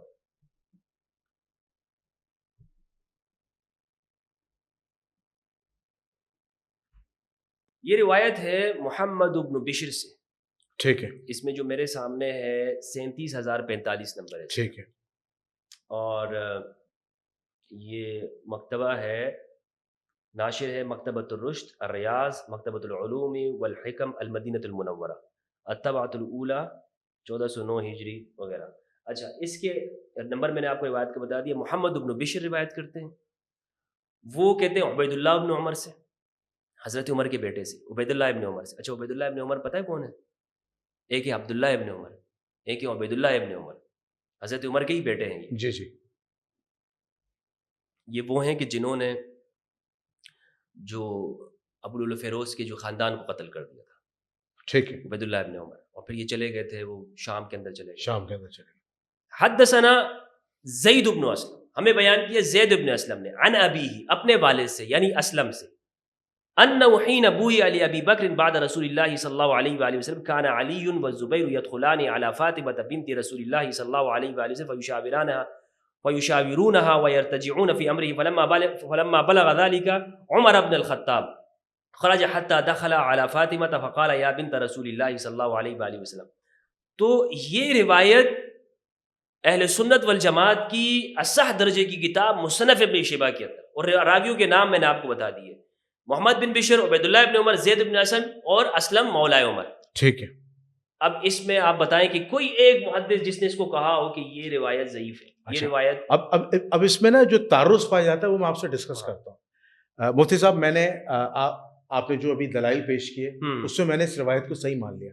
آپ نے کہا کہ اس روایت کے جو راوی ہیں وہ بخاری و مسلم کے راوی ہیں. جی جی. ٹھیک. اور یہ روایت صحیح ہے. یہ چاروں بخاری مسلم. اچھا، اگر ہم اس روایت کو پورا پڑھیں، اس روایت کو اگر ہم پورا پڑھیں تو ہمیں یہ پتہ چلتا ہے کہ جب حضرت عمر نے حضرت فاطمہ الزہرا کے در پر دھمکی لگائی کہ اگر آپ نے ابو بکر صدیق کی بیعت نہیں کی اور آپ کے یہاں جو مشاورت کا سلسلہ چل رہا ہے، طلحہ زبیر اور یہ جو لوگ آ رہے ہیں مشاورت کرنے، اور یہ سلسلہ چلتا رہا اور یہ رکا نہیں اور اس سے امت میں کوئی انتشار پیدا ہوا، تو میں آپ کے گھر کو آگ لگا دوں گا. اچھا، پھر اس کے آگے کے بھی تو الفاظ ہیں نا. اس کے آگے کے الفاظ یہ ہیں کہ حضرت فاطمہ الزہرا جو ہیں ان کے گھر پر جب حضرت علی اور زبیر آئے تھے تو پھر حضرت فاطمہ الزہرا نے ان کو یہ واقعہ بتایا کہ واللہ عمر یہ کام کریں گے، ٹھیک ہے. تو پھر حضرت علی اور زبیر حضرت ابو بکر صدیق کی بیعت کرنے گئے اور اس وقت تک واپس نہ آئے جب تک بیعت نہیں کر لی. یہ بھی آگے الفاظ موجود ہیں. تو اب حضرت ابو بکر صدیق رضی اللہ تعالیٰ عنہ کی جو بیعت ہے مصنف ابی شیبہ کے مطابق وہ حضرت فاطمہ الزہرا کی زندگی میں ہو گئی تھی، جبکہ بخاری اور مسلم میں جو روایت ہے وہ وصال کے بعد ہوئی تھی. تو اب آپ کس حدیث کو صحیح کہیں گے؟ حدیث میں تعارض آ گیا. بخاری میں زہری کچھ کہہ رہا ہے، یہاں پہ بخاری مسلم کے جو راوی ہیں مصنف ابی شیبہ کے اندر وہ کہہ رہے ہیں کہ حضرت فاطمہ الزہرا کی زندگی میں آ گئے، ٹھیک ہے. تو اب تو یہ بہت بڑا تعارض پیدا ہو گیا. جی بالکل بہت بڑا تھا. اب کس حدیث کو صحیح مانے آپ؟ کہ بخاری کی صحیح کی حدیث کو مانے یا مصنف ابی شیبہ کو؟ اگر ہم اصول حدیث سے بخاری کی حدیث کو صحیح مانیں گے تو پھر یہ حدیث صحیح نہیں ہے، اور اگر اس حدیث کو مانیں گے تو پھر بخاری اور مسلم کی حدیث پہ شک آ جائے گا، پھر وہ حدیث صحیح نہیں ہے. اس مسئلے کو آپ کیسے حل کریں گے؟ دیکھیں جب بھی تعارض ہوتا ہے نا روایت کے درمیان، کوئی بھی دو واقعات کے درمیان، تو اس کا مطلب یہ نہیں ہوتا کہ ہم ایک چیز کو یکسر بالکل غلط کہہ دیں کہ بھائی یہ پہلا والا واقعہ تو ہے ہی غلط کیونکہ دوسری جگہ پہ اس طرح کوڈ ہو رہا ہے. تو بہت ساری چیزوں میں ہوتا ہے. مثال کے طور پر ایک بندہ کہتا ہے کہ بھائی میں نے جنید الرحمن کو دیکھا کہ جنید الرحمن صاحب مفتی صاحب کے ساتھ تھے اور میں نے ان کو دیکھا جناب وہ تو صدر میں تھے اور ایک ہوٹل میں بیٹھے ہوئے تھے اور دن جو ہے وہ اتوار کا تھا. دوسرا بندہ کہتا ہے یار میں نے دیکھا کہ جنید الرحمن مفتی صاحب کے ساتھ بیٹھے ہوئے تھے اور وہ گاڑی میں تھے اور وہ کھانا کھا رہے تھے، گاڑی میں کچھ کھا رہے تھے، کھانا کھا رہے تھے. جی. اب کیا یہ دونوں واقعات غلط ہیں؟ دونوں واقعات صحیح ہو سکتے. ممکن ہے ہم نے کھانا وہاں بھی کھایا ہوٹل میں، ممکن ہے ہم نے گاڑی میں بھی کھایا ہو، 2 دفعہ کھانا کھا لیا ہو، ٹھیک ہے، 2 دفعہ ہم نے ایک کام کر لیا ہو. مثال اگر کوئی کہتا ہے کہ جناب جنید الرحمن نے آج اتوار کے دن وہ بلیک کوٹی پہنی ہوئی تھی، ویسٹ کوٹ پہنا ہوا تھا انہوں نے اور کریم کلر کے انہوں نے سوٹ پہنا ہوا تھا. دوسرا بندہ کہتا ہے یار میں نے دیکھا اتوار کے دن انہوں نے تو بلیک کپڑے پہنے ہوئے تھے اور وائٹ انہوں نے جو ہے وہ ویسٹ کوٹ اوڑھ رکھا تھا. تو کیا یہ آپ کہیں گے کہ نہیں یہ دونوں جھوٹ ہیں، کوئی ایک جھوٹا ہے اس میں سے؟ نہیں، ممکن ہے کہ اس نے جس وقت دیکھا ہو آپ نے یہ پہنے ہو، ممکن ہے اس نے جس وقت دیکھا ہو یہ پہنے ہو. نہیں تو یہ بھی تو پروبیبلٹی لگائی جا سکتی ہے کہ دونوں میں سے کوئی ایک بھی صحیح ہو. ضروری نہیں کہ دونوں ہی صحیح ہوں. دونوں صحیح ہیں، ممکن ہے دونوں صحیح ہیں، ایک بھی تو صحیح ہو سکتا ہے. دونوں ایک بھی صحیح ہو سکتا ہے. اب یہ جو واقعہ ہے اب میں آپ کو اور مزید تعارض بتاؤں گا. اچھا اس واقعے کے اندر دیکھیں، اس واقعے کے اندر جو بخاری کے اندر موجود ہے سیدہ کے وصال کے بعد بیعت کی، جی اس بیعت کا ہم یہ کہہ سکتے ہیں کہ وہ بیعت عامہ انہوں نے کی. بیعت عامہ نہیں اس پہ بھی میں آپ کو ایک دلیل دیتا ہوں. اس کے اندر ہے کہ مسجد میں گئے نا، اس میں پوری روایت کے اندر یہ ہے کہ آپ مسجد میں آئیے گا اور مسجد میں اس طرح سے ہم وہاں پہ کریں گے، کیونکہ امام علی علیہ السلام تو خفیہ تو اس طرح کام نہیں ہو سکتا ہے. ٹھیک ہے، وہاں پہ اعلان ہوگا نا، وہاں پر یہ اس کا تو نہیں ہے کہ اسی جگہ پر ہی بیعت کریں. ٹھیک ہے، اس جگہ میں گفتگو ہوئی اور پھر وہاں اس کے بعد واقع ہو گیا. اس میں ہم یہ کہہ سکتے ہیں کہ سیدہ نے جب یہ بات کہی تو وہ گئے، راوی نے جب امام علی علیہ السلام حضرت زبیر رضی اللہ تعالیٰ عنہ وہ چلے گئے، اس طرح واقعہ ہوا. لیکن ممکن ہے کہ وہاں پر بیعت تام نہ ہوئی ہو، اس کا صرف اظہار کیا گیا ہو یا اس کے بارے میں صرف گفتگو ہوئی ہو کہ بھائی ٹھیک ہے ہم اس چیز کو مان لیتے ہیں، یا اگر نوبت سنگینی یہاں تک پہنچ چکی ہے تو ٹھیک ہے ہم چلے جاتے ہیں. اتنی ڈسکشن ہوئی ہوگی جس کو راوی نے یہاں اتنا بیان کر دیا. جی ٹھیک ہے، یہ اتنی بات کا ہم آپ کو یہ کہہ سکتے ہیں. لیکن سرے سے یہ کہنا کہ نہیں بھائی یہ روایت پوری کی پوری من گڑت، پوری روایت ہی ٹھیک نہیں ہے. اچھا میں آپ کو ایک چیز بتاؤں، مصنف ابی شیبہ کی جو روایت ہے اس میں جو سیدہ کو جو دھمکی لگائی ہے نا، ٹھیک ہے، صرف ان الفاظوں کو ہٹا دیں. شیعہ کے یہاں بھی یہ روایت موجود ہے کہ حضرت فاطمہ الزہرا سلام اللہ علیہ کی زندگی میں حضرت علی نے حضرت ابو بکر کی بیعت کی ہے. وہاں پہ لفظ جبرن آیا ہے، یہ شواہد بھی ہمیں ملتے ہیں. اچھا چلیں میں آپ کو ایک چیز بتاتا ہوں، تعارض اب بڑھے گا. کیسے؟ المستدرک للحاکم کے اندر 2 احادیث ایسی ہیں کہ مولا علی علیہ السلام نے حضرت ابو بکر کی پہلے دن بیعت کی اور وہ بیعت عامہ ہے. دیکھیں میں نے آپ کو پہلے آپ 2 روایت. اچھا پہلے آپ کو ایک اور لیں آپ اپنے مقدمے میں. جی میں آپ کو تعارض بتاؤں گا کہ مولا علی علیہ السلام کی 7 موقعوں پر بیعت ثابت ہے. میں نے آپ کو یہ عرض کر دیا کہ 7 موقعوں پر بیعت ثابت ہے. جو اصولی جو چیزیں اختلافی جو چیزیں ہم بخاری مسلم کو مقدم رکھیں. ٹھیک ہے. اس کی وجہ کیا ہے؟ نہیں تو پھر مصنف ابی شیبہ کی روایت تو فارغ ہوگی. نہیں فارغ ہو رہی نا. ہاں اس روایت کے وہ اندر مقدم نہیں ہے نا بخاری مسلم کے مقابلے میں. نہیں یہ مقدم تو نہیں ہے نا. ہم میں اگر آپ بخاری یہ روایت تو مقدم نہیں ہے میرے نزدیک. مصنف ابی شیبہ آپ اس کو ریجیکٹ کرتے ہیں؟ نہیں میں اس کو ریجیکٹ نہیں کرتا. اچھا. میں یہ کہنا چاہ رہا ہوں کہ اس معاملے کے اندر جو بیعت نہ کرنے کا معاملہ ہے جی جی اس میں میرے نزدیک بخاری کی روایت مقدم. ٹھیک ہے. اس میں بخاری کی روایت, اور میں یہ کوشش کروں گا کہ اس کو اس معاملے میں ملا سکوں. ٹھیک ہے. رہ گئی بات دھمکی والی جو بات ہے کہ گھر ان کے اوپر جلا دی جائے گا, وہ مصنف ابی شیبہ کے اندر موجود ہے, بخاری کے اندر تو ہے نہیں. ٹھیک ہے. اس لیے بخاری سے میں کہاں سے نکال کے لاؤں؟ نہ مسلم میں ہے, نہ بخاری میں, نہ ترمذی, نہ ماجہ میں, نہ ابو داؤد, کسی میں نہیں ہے. وہ صرف یہاں پر واقع ہے, یہاں پہ ملتا ہے. اور بہتر بات یہ کہ کوئی ایک محدث ایسا نہیں ہے کہ جس نے اس میں سے کسی راوی کے اوپر اعتراض کیا. میں آپ کو یہ میزان الاعتدال سے لے کر لسان المیزان اور آپ کو ابن حجر عسقلانی کی تقریب و تہذیب, لیکن اس کے متن میں تعارض ہے. لیکن وہ تعارض کا بہت بڑا تعارض, تعارض کو ہم کسی درجے پہ آپ یہ کہہ سکتے ہیں کہ ٹیکنیکل بات ہے, بہت بڑی ٹیکنیکل, لیکن یہ نہیں کہہ سکتے کہ ہم بخاری کو مانیں یا مصنف ابی شیبہ کو مانیں. ٹھیک ہے, اگر آپ بھلے اس کو مان لیں, اس کو مان لیں, چلیں اس کو مان لیں, دھمکی سے انکار ہو سکتا ہے. چلیں ٹھیک ہے مان لیا, تو پھر وہ روایت فارغ ہے زہری والی بخاری و مسلم. میں آپ کو کہہ رہا ہوں نہیں, ابھی تو آپ مجھ سے اس پہ بات کر رہے ہیں نا, جی ان یحرق علیہم البیت کے اوپر بات کر رہے ہیں, ان الفاظ کے اوپر بات کر رہے ہیں, ان یحرق علیہم البیت کہ ان کے اوپر گھر کو جلا دیا جائے. جی جی ٹھیک ہے. اس کو تو آپ نہیں فارغ کر سکتے. ٹھیک ہے. کہ یہ الفاظ نہیں کہے گئے. میں یہی پوچھنا چاہ رہا ہوں نا کہ ان کے یہ جو راوی ہیں, محمد بن بشر ہے, عبید اللہ ابن عمر ہے, زید ابن اسلم ہے, اسلم مولا عمر ہے, کوئی محدث مجھے بتا دیں جس نے کہا ہو کہ یہ راوی من گڑت جھوٹے کذاب منکر راوی ہیں. ان کی مفتی صاحب میں نے آپ کی بات مان لی, تو پھر آپ کی اس بات سے ثابت ہوتی ہے کہ سیدہ کی شہادت ہوئی, عمر رضی اللہ تعالیٰ نے دھمکی لگائی تو پھر شہادت ہوئی ہے, کیونکہ شیعہ اس روایت کو صحیح مانتے ہیں. دیکھیں شیعہ نہیں, اہل سنت بھی صحیح مانتے ہیں. اہل سنت بھی, کیونکہ اصل جو مقدمہ ہے نا, جو پلیٹ کیا ہے, جس پر اہل تشیع زور دیتے کہ نہیں سیدہ کی شہادت ہوئی ہے. اس میں جنید بھائی یہ کسی جگہ نہیں لکھا ہوا کہ جلا دیا گیا.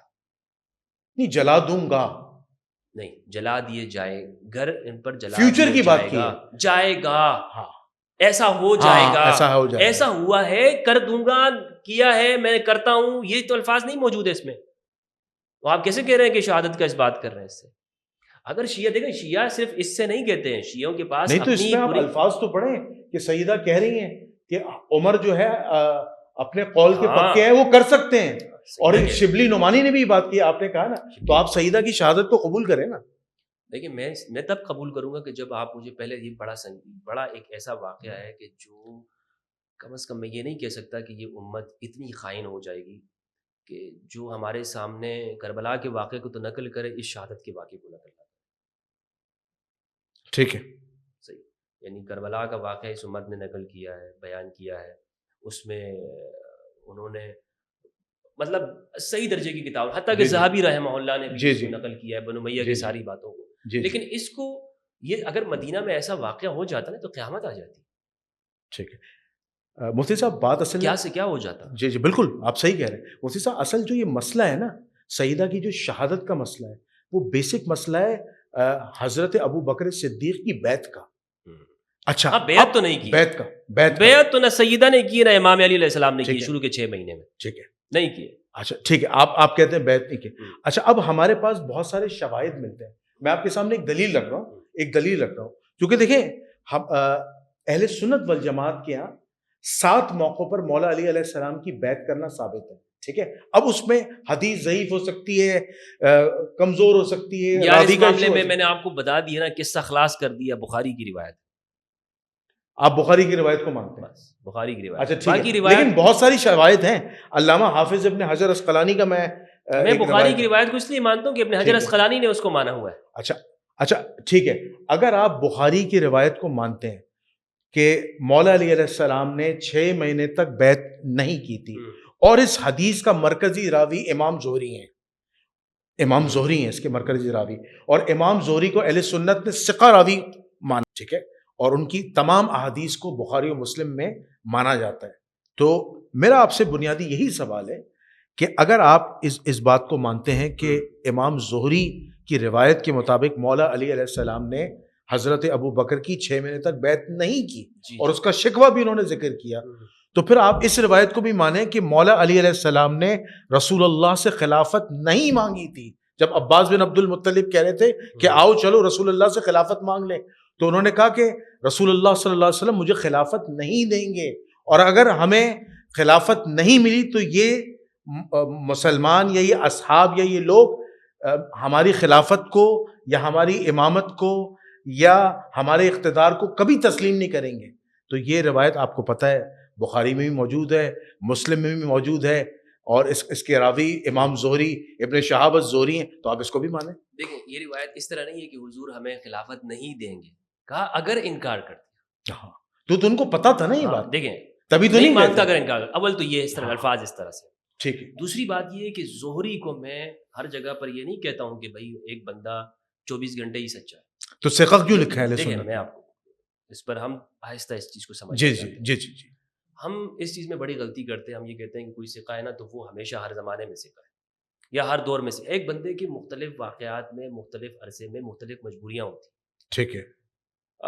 مثال کے طور پر آج آپ اپنے حالات کے تناظر میں دیکھ لیں کہ بہت بڑا اختلاف ہوتا ہے، کچھ لوگوں کا آپس میں سیاسی اختلاف ہوتا ہے، ایک دوسرے کو گالیاں دیتے رہتے ہیں، لیکن تھوڑے عرصے بعد حالات چینج ہو جاتے ہیں تو وہی شخص وہ اپنے مخالف کے گلے مل رہا ہوتا ہے. ٹھیک ہے. اور وہ دوسرے شخص کے اوپر وہ کھل کے بات کر رہا ہوتا ہے. ٹھیک ہے. سے آج کل آپ نے دیکھا ہوگا کہ ایک شخص وہ یہ کہتا ہے نہیں بھائی میں آپ کو اندر کی بات بتاتا ہوں، اندر کی بات کیا ہے، تو وہ سچ بول رہا ہے. سب لوگ کہتے ہیں دیکھو یار یہ سچ بول رہا ہوں. تو ہوتا کیا ہے کہ یہ اس سے زہری ہو یا کوئی اور ہو، انسان کی یہ فطرت ہے. زہری کا تعلق بنو امیہ کے ساتھ کیسا رہا ہے، اس کے لیے آپ کو زہری کی پوری زندگی کو آپ نے پڑھنا ہوگا. ٹھیک ہے. زہری کا بنو امیہ کے ساتھ کیا تعلق رہا ہے. ٹھیک ہے. زہری ایک روایت جب بیان کر رہے ہیں وہ دمشق میں بیان کر رہے ہیں تب وہ اس کی کیا حالت ہے، جب بنو امیہ کے حکمرانوں کے پاس جانے لگ گئے تب ان کی کیا حالت ہے، جب وہ مدینہ کے اندر ہے تب وہ کیا بیان کر رہے ہیں. تو یہ کیا ہے، یہ زہری کے حالات زندگی ہیں. زہری ولید بن عبد الملک یا اس طرح بنو امیہ کے حکمرانوں میں سے ایک کے پولیس انسپیکٹر رہے ہیں، اس کے اوپر ٹھیک ہے پورا ونگ کمانڈر رہے ہیں یوں سمجھ. ٹھیک ہے.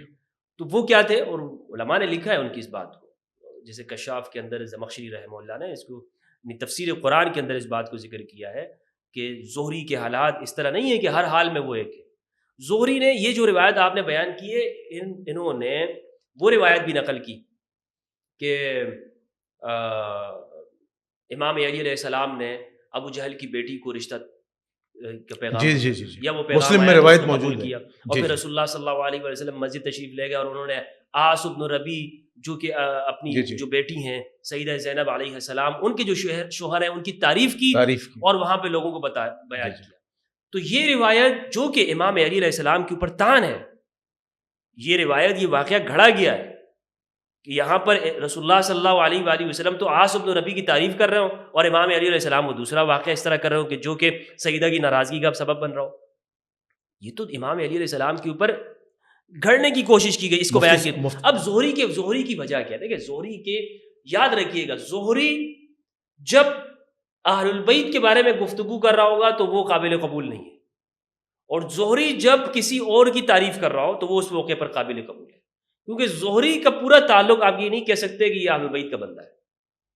جب یہ ایسا کوئی واقعہ نقل کر رہا ہو جو اہل البیت کے خلاف جاتی ہو یا امام علی علیہ السلام کے خلاف جاتی ہو، ہم اس کو قبول نہیں کریں گے. ہاں اگر وہ بات کر رہا ہے کہ جو واقعہ کے مطابق ہے یا وہ دوسروں کی تعریف کر رہا ہے، یا وہ مثال کے طور پر یہ بیعت نہ کرنے کا واقعہ، اس میں تو وہ یہ انہوں نے حضرت ابوبکر رضی اللہ تعالیٰ عنہ کی بیعت کے اندر یہ پورا واقعہ نقل کیا نا، غزوہ خیبر کے واقعے کے اندر نقل کیا کہ فتح کی زمینوں کے حوالے سے. تو وہ تو حضرت ابوبکر رضی اللہ تعالیٰ عنہ کی تعریف کر رہا ہے کہ ان کی بیعت کر لی، ان کی تعریف کر رہا ہے نا وہاں پر. تو اس موقع کے اوپر آپ اس کو ہم کیسے کہیں کہ یہ بات ٹھیک نہیں ہے. زہری کا یعنی جب یہ یاد رکھیے گا کہ کسی بھی شخص کے، فار ایگزامپل ایک آدمی وہ کبھی بھی اپنی پارٹی کی برائی تو نہیں کرتا، دوسروں کی برائیاں کرتا رہتا ہے، تو وہ لوگ کہتے ہیں یار وہ دوسروں کے بارے میں بول رہے تو یہ قبول نہیں ہے، لیکن وہ جب اپنے بارے میں سچ بتاتا ہے تو پھر تو قبول کرو گے نا. آپ ابن شہاب الزہری نے تو خلفۂ راشدین کے خلاف بھی بات کی، جو حدیث قرطاس ہے، حدیث قرطاس میں جو حضرت عمر کو جو گستاخ ثابت کیا جاتا ہے وہ خلاف نہیں ہے. تو اس میں دیکھیں نا خلاف نہیں ہے، وہ جو ہزیان جو ورڈ ہے، وہ جو لفظ ہزیان ہے وہ زہری کا ہے. اللہ کے بندے جس کی وجہ سے حضرت عمر کو گستاخ ٹھہرایا جاتا ہے. آپ حضرت عمر کے قول کو اہل سنت ان کی متائن میں لیتی ہے یا محامد میں لیتی ہے؟ میں اس کا مطلب نہیں سمجھا. وہ نیگیٹو پوائنٹ آف ویو سے لیتے ہیں حضرت عمر کے اس قول کو حسبنا کتاب اللہ کو، یا ان کی اچھائیوں میں سے لیتے ہیں؟ حسبنا کتاب اللہ جو ہے اہل سنت پازیٹیو، کس چیز کو لیتے ہیں؟ پازیٹیو مینر میں، پوزیٹو معنوں میں لیتے ہیں نا. نہیں میں لفظ تو ہے جب ہزیان، وہ پوزیٹو معنوں، دیکھیں ہزیان. پوری روایت کو، اس سے اولا پوری روایت کو اہل سنت والجماعت یہ کہتے ہیں کہ ہم حضرت عمر کے ساتھ ہیں. تو زہری تو حضرت عمر کی تعریف کر رہے ہیں. آپ کو پتہ ہے محدثین کی رائے کیا ہے؟ اہل سنت جو سنیت ہے وہ تو حضرت عمر کے ساتھ کھڑی ہوئی اس روایت کے اندر. یعنی حسبنا کتاب اللہ، مجھے ایک سنی مولوی بتا دے جو کہتا ہو کہ یہ غلط ہے. رسول اللہ صلی اللہ علیہ وآلہ وسلم کے سامنے یہ بات کرنا کہ ہمارے لیے یہ کتاب کافی ہے، کوئی ایک سنی مولوی بتا دے. نہیں تو جو اہل سنت کے جو محدثین ہیں جی اس کی پوری تشریح کی ہے نا. اس کی تشریح کیا کی ہے کہ جو لفظ ہزیان ہے، جی ما کانہ حجرا، کہ کیا رسول اللہ صلی اللہ علیہ وسلم جو ہیں وہ ہجرت کرنے والے ہیں، وصال کرنے والے ہیں. اس حدیث سے باقاعدہ طور پر جو ہے اہل سنت تو باقاعدہ طور پر اس حدیث کی پوری تشریح کرتے ہیں. اور یہ جو ہزیان کا جو ورڈ ہے، جو ہمارے مخالفین ہیں جو کہتے ہیں کہ حضور کو ہزیان ہو گیا تھا، اور نعوذ باللہ ثم نعوذ باللہ کہ حضور بہکی باتیں کر رہے ہیں اور منسوب کرتے ہیں کہ حضرت عمر نے کہا ہے. لیکن میں یہ زہری کا قول ہے. میں اس بات پہ میں اس لفظ، لیکن اس لفظ کے اوپر تو میں آتا نہیں ہوں. میں اصل تو اسی پہ تعارض ہے. نہیں، اصل تو تعارض ہے کہ حسبنا کتاب اللہ، ہمارے لیے اللہ کی کتاب کافی ہے. اس پر گستاخی کا فتویٰ تھوڑی لگتا ہے، کس پر؟ اس پہ لگتا ہے، ہزیان پہ لگتا ہے. دیکھیں میں آپ نے کہا نا کہ زہری صرف اہل بیت کی مخالفت کرتا ہے اور دوسروں کی تعریف کرتا ہے. یہاں پہ تو حضرت عمر کا کیس کمزور ہو رہا ہے. یہ کہتے ہیں نہیں حضرت عمر رضی اللہ عنہ کے بارے میں نہیں ہے، وہاں پر صراحت بخاری مسلم میں صراحت کے ساتھ نہیں. ہزیان جو ورڈ ہے وہ زہری کا قول ہے کہ حضرت عمر کے لیے کہ انہوں نے یہ کہا، یہ صراحت کے ساتھ موجود نہیں ہے. وہاں پر وہ یہ کہتے ہیں کہ مخالفین تو یہی مطلب نکالتے ہیں نا. دیکھیں مخالفین مطلب نکالیں جو بھی بعض روایات کے اندر. آپ کو پتہ ہے مولانا اسحاق مدنی کیا کہتے تھے کہ حدیث قرطاس وہ اہل سنت کی گلے کی ہڈی ہے کہ جو نگل نہیں سکتے، وہ اگل نہیں سکتے. وہ کیوں؟ اس لیے کہ اس میں یہ قول موجود ہے حسبنا کتاب اللہ، ہمارے لیے. نہیں، انہوں نے یہ نہیں کہا، یہ ہزیان، انہوں نے کہا نہ کہو، ہزیان والا ہے. ہزیان والا، دیکھیں ہزیان والا روایتوں کے اندر موجود ہے، لیکن یہ صراحت کے ساتھ بخاری مسلم کی روایت کے اندر نہیں ہے کہ حضرت عمر نے یہ لفظ استعمال کیا. بخاری مسلم میں ہے حضرت عمر کے لیے کیا چیز کہ حضرت عمر نے یہ کہا کہ ہزیان کہہ رہے. حضرت عمر کے لیے نہیں ہے کہ وہاں پر یہ تو مسند احمد میں ہے.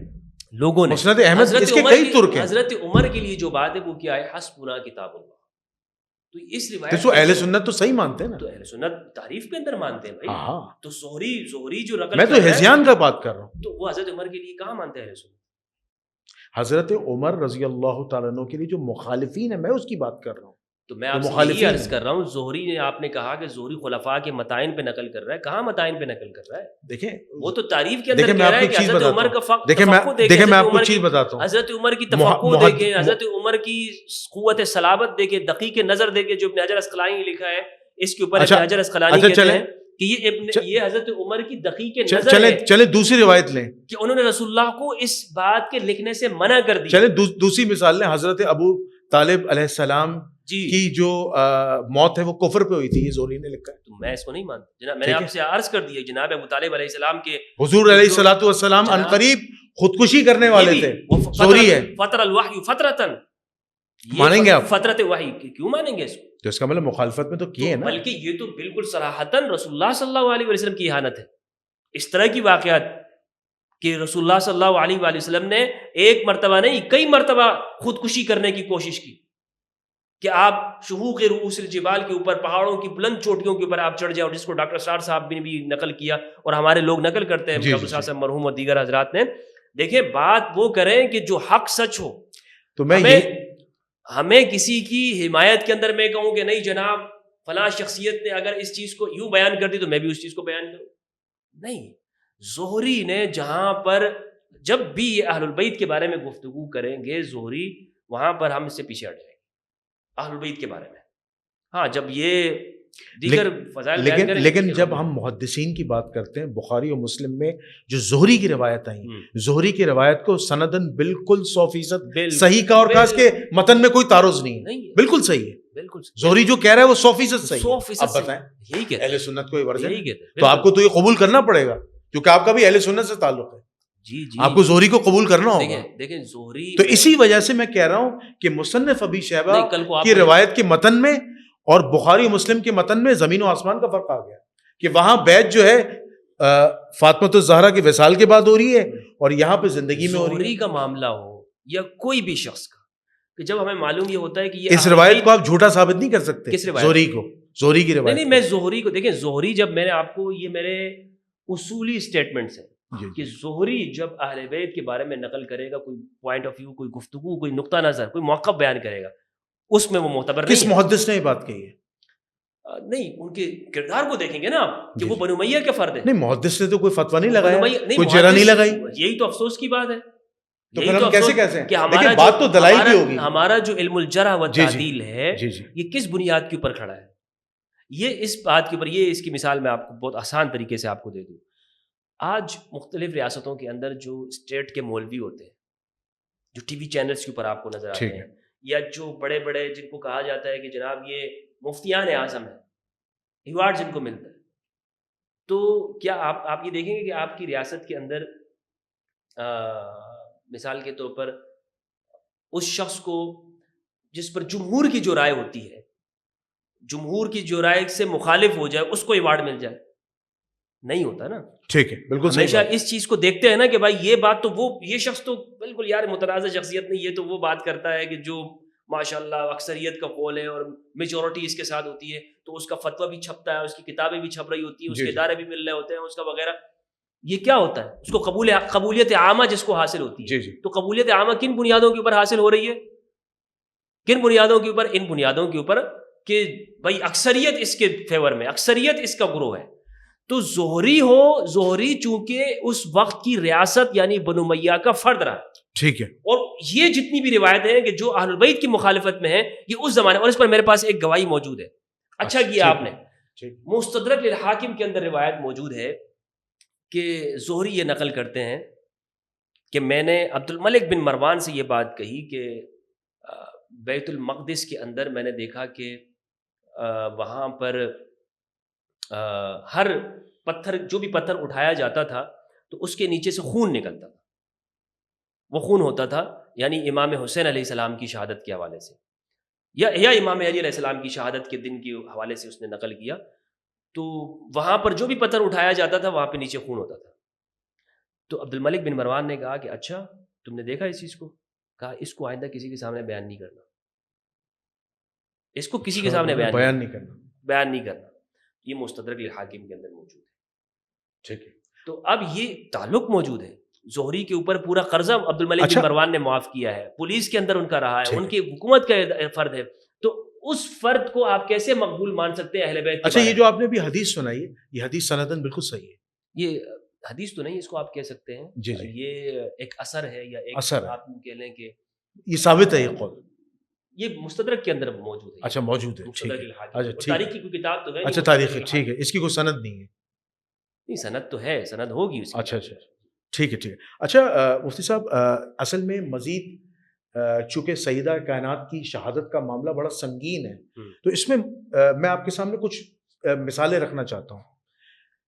سیدہ کائنات سلام اللہ علیہا کی شہادت کا جو مین کاز ہے وہ ہے مولا علی کی بیعت.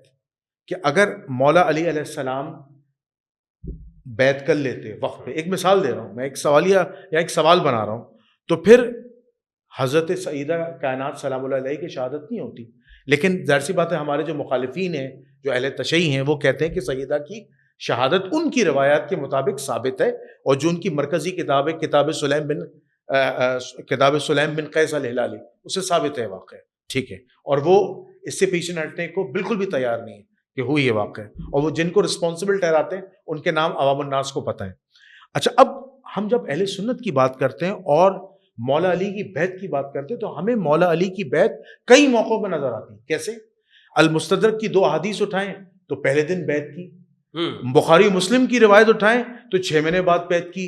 مصنف ابی شیبہ کی روایت اٹھائیں کہ سیدہ فاطمہ الزہرا کی زندگی میں بیعت کی. پھر ایک روایت میں آپ کے سامنے اور رکھ رہا ہوں, میں چاہ رہا ہوں کہ تاکہ عوام کے آگے چیزیں سامنے آ جائیں اور پھر میں آپ سے انشاءاللہ اس کا جواب لیتا ہوں. جو چیزیں ہیں اس کو آپ یہ تعارض بڑھ رہا ہے بخاری کے مقابلے میں, اس کو آپ کیسے لا سکتے ہیں میرے بھائی؟ یہ جو جتنی بھی جو چیزیں آپ نقل کر رہے ہیں یہ بخاری کے اصح الکتب بعد کتاب اللہ کے مقابلے میں کیسے آپ اس کو لا سکتے ہیں؟ مجھے تھوڑا سا مقدمہ مکمل کرنے دیجیے گا, پھر میں اس چیز کا آپ کو بتاتا ہوں. اچھا, اب جب ہم بات کرتے ہیں, ایک روایت ہے انصاب الاشراف کی, کہ انصاب الاشراف میں بھی روایت آئی ہے کہ مولا علی علیہ السلام نے حضرت کے نام آپ کو شروع میں بتا دیا. جی آپ نے بالکل بتائیں. آپ میں اس موقف کے اوپر مجھے اصل میں تھوڑا سا میری بات کو مکمل ہونے دیجیے گا, میں موقع دیجیے گا, میں آپ سے گزارش چاہتا ہوں. انصاب الاشراف میں آیا کہ مولا علی علیہ السلام حضرت ابو بکر صدیق کی بیعت کا جب پتہ چلا کہ بیعت عامہ ہو رہی ہے تو آپ جو ہے وہ کرتا پہننا بھول گئے, ٹھیک ہے, اور آپ جو ہیں وہ حضرت ابو بکر صدیق رضی اللہ تعالیٰ کی جو ہے وہ بیعت کے لیے گئے, اور پھر اس کے بعد آپ نے وہاں پہ اپنا بچھونا اوڑھ لیا, یعنی بیعت. ابھی انصاب الاشراف میں ایک روایت آئی ہے, ٹھیک ہے, اس کا میں آپ کو ریفرنس بھی شیئر کر دوں گا. اچھا, اس کے بعد اسی میں ایک دوسری روایت آتی ہے کہ آپ نے ایک بہت لمبا کرتا پہنا ہوا تھا اور آپ نے تیبند نہیں پہنی تھی لیکن آپ کا جسم ڈھکا ہوا تھا, اور پھر آپ نے حضرت ابو بکر صدیق کی بیعت کی اور پھر بعد میں آپ نے اپنا جو تیبند تھا وہ باندھ لیا منگوا کے. اچھا, یہ ایک روایت ہے. تو جب ہمیں بیعت کا پتہ چلتا ہے کہ کئی موقعوں پر بیعت ہوئی, جیسا کہ حضرت ابو بکر صدیق رضی اللہ تعالیٰ عنہ نے قاصد بھیجا کہ آپ حضرت ابو بکر کی بیعت کرنے آئے, حضرت علی کے پاس بھیجا, تو حضرت علی نے کہا میں اس وقت تک بیعت نہیں کروں گا جب تک قرآن کو جمع نہ کر لوں. لیکن روایت موجود ہے, لیکن اس کے بعد بالکل اور یہ روایت موجود ہے. اب بات کیا ہے مفتی صاحب کہ اتنی روایات ہیں اور ان تمام روایاتوں میں تعارض آ رہا ہے. اچھا, اب محدثین کیا کہتے ہیں؟ محدثین یہ کہتے ہیں کہ علامہ جلال الدین سیوطی نے غالباً کوئی 120 یا 119 اصول بتائیں, اور اس میں 119واں اصول ہے کہ جب مختلف احادیث میں کوئی بھی تطبیق پیدا نہ ہو پائے تو پھر ہم آخری درجے میں جا کر بخاری اور مسلم کی روایت کو مقدم جانیں گے اور اسے لیں گے. لیکن یہ پہلا اصول تو نہیں ہے, تو ہم یہ پہلا اصول کیوں مان رہے ہیں؟ میں آپ کو کہہ رہا ہوں تعارض حل کرنے کی کوشش کریں. آئیں گے آپ بخاری مسلم کے اوپر, تو بخاری مسلم کے اوپر یہ تعارض تو اگر آپ بخاری مسلم پہ آئیں گے تو پھر تو آپ کو منصوص من اللہ حضرت ابو بکر کو ماننا ہوگا. نہیں, جب حدیث کلین ہے کس حوالے سے منصوص من اللہ, وہ اس لحاظ سے ماننا ہوگا تو کیا, کیونکہ خلافت کے معاملے میں کیوں اس کی وجہ یہ کہ حضرت علی نے تو خلافت نہیں مانی اور حضرت علی نے ابو بکر صدیق کی بیعت کر لی. نہیں, بیعت کر لی ہے تو بیعت تو اس شخص کی جاتی جو برحق ہوتا ہے. خود موجود ہے بخاری کی, کانت بیعت ابی بکر فلتۃ, بیعت ابو بکر فجأتن تھی, فلتتن تھی, یہ تو خود موجود ہے. اچھا, اب اگر خود حضرت ابو بکر رضی اللہ تعالیٰ عنہ نے اس موقع پر کہا کہ عبد الرحمن بن عوف سے یا ان سے, اب ایک اور تعارض ہے. اور پھر حضرت عمر نے کہا کہ اگر میں خلیفہ نہ بناؤں جس تو اس سنت پہ عمل کروں گا کہ جس طرح رسول اللہ صلی اللہ علیہ وآلہ وسلم نے حضرت بکر کو نہیں بنایا, اور اگر بناتا ہوں تو پھر میں اس طریقے پر عمل کروں گا کہ جس پر حضرت بکر نے کیا کہ مجھے بنایا. تو یہ تو موجود ہے, کیسے منصوص من اللہ کی آپ بات کر رہے ہیں؟ کیسے منصوص ہے؟ کوئی منصوص نہیں ہے. اہل سنت کا بھی کوئی موقف نہیں ہے کہ منصوص ہے. ٹھیک ہے, اچھا, ہم نے اس چیز کو مان لیا. ہاں, امام علی علیہ السلام نے, دیکھیں میں یہاں پر اتنی بات مانتا ہوں کہ 6 ماہ تک بیعت نہیں کی, 6 ماہ کے بعد بیعت کی ہے. اچھا, آپ نے کہا, اور وہ مسلمانوں, اچھا آپ نے کہا کہ بخاری اور مسلم کے اندر زہری کی روایت میں الفاظ آئے کہ مولا علی علیہ السلام کا جو حق تھا وہ ابو بکر صدیق نے جبرن لیا. ٹھیک ہے, اس کو شیعہ بھی کہتے ہیں. ٹھیک ہے, شیعہ کی بھی روایت ہے. اب جب ہم بات کرتے ہیں المستدرک للحاکم کی, اور اس حدیث پر بھی امام بخاری امام مسلم کی شرط پر وہ حدیث صحیح ہے کہ وہاں پہ لفظ آیا مشورے کا, کہ آپ نے ہمیں مشورے میں شامل نہیں کیا. بخاری کے اندر مشورہ ہے؟ نہیں, میں اس کی بات المستدرک کی بات بخاری کی بات نہیں, اس میں اصول بخاری. جنید بھائی آپ مسئلہ یہ کہ 119واں اصول پہلے اصول پہ اپلائی کر رہے ہیں. نہیں, میں دیکھیں میں اس لیے کر رہا ہوں. اچھا, مجھے ایک بات بتائیں مجھے ایک بات بتائیں، بخاری اور مسلم اگر اتنی مقدم ہے تو ہم کیا دوسری احادیث کی کتابوں کو فارغ کر دیں؟ نہیں، فارغ نہیں کر، کوئی تطبیق پیدا نہیں کریں. اختلافی مسائل کو جو مسلمانوں کے درمیان میں اختلاف پیدا کرتے ہیں، آپ کو کسی نہ کسی چیز کو معیار بنانا پڑے. قرآن تو معیار ہے ہی ہے، ٹھیک ہے، لیکن اگر آپ کہیں گے نا کہ نہیں یار ہم مستدرک پہ چلتے ہیں، موجم کبیر طبرانی پہ چلتا ہوں میں، یا الاحاد والمسانی ابن ابی عاصم کی، دلائل تو تمام چیزوں سے لیے جاتے ہیں. دلائل آپ معیار کس چیز کو بنا رہے ہو؟ اہل سنت کے نزدیک معیار کیا ہے اتھینٹک کا؟ نہیں، اہل سنت کے اندر جو اصل معیار ہے، اصح الکتب جو بعد کتاب محدثین اللہ کیا ہے؟ اصح الکتب بعد کتاب اللہ نہیں، میں یہ بات سمجھا نہیں آپ کی، مجھے سمجھا. کتاب اللہ کے بعد سب سے زیادہ صحیح کتاب کون سی ہے؟ کتاب اللہ ہی صحیح کتاب ہے اہل سنت کے نزدیک. آپ کا قول نہیں، اہل سنت کا قول کیا ہے؟ اہل سنت کا قول آپ یہ کہنا چاہ رہے ہیں کہ بخاری و مسلم ہے؟ میں نہیں کہنا چاہ رہا ہوں. اہل سنت کسے مانتے ہیں؟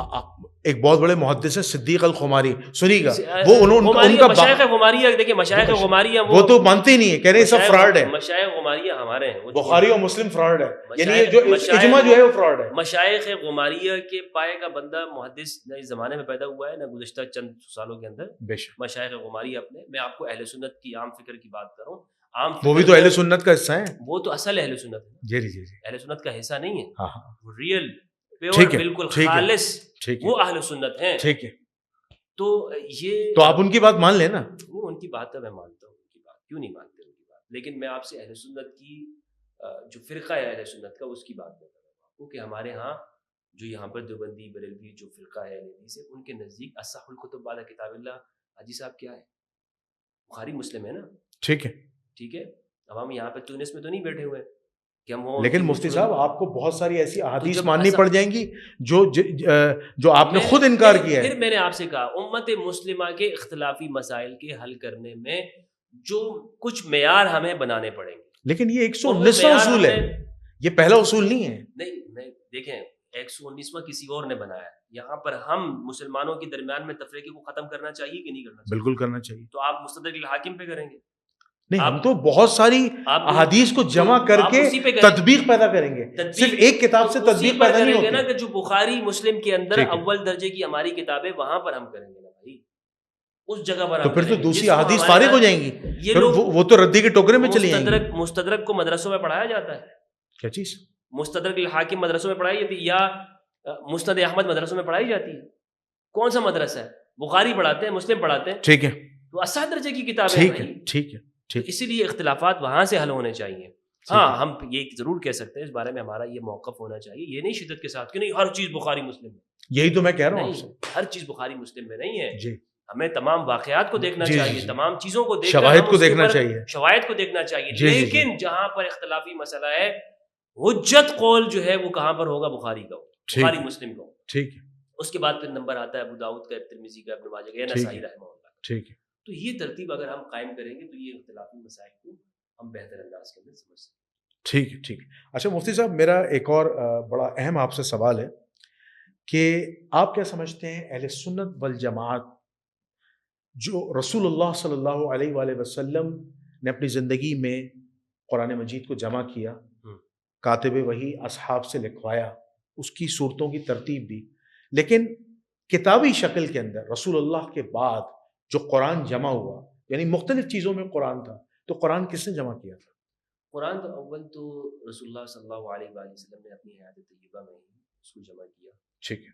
اور یہ قرآن مجید کے اندر ہے کہ ہمارے اوپر ہی اس کا جمع کرنا ہے، نالینا جمع ہوا قرآن اور اس کا قرآن کرنا یہ ہمارے اوپر ہے. تو یہ رسول کی زندگی میں ہی جمع ہو چکا تھا.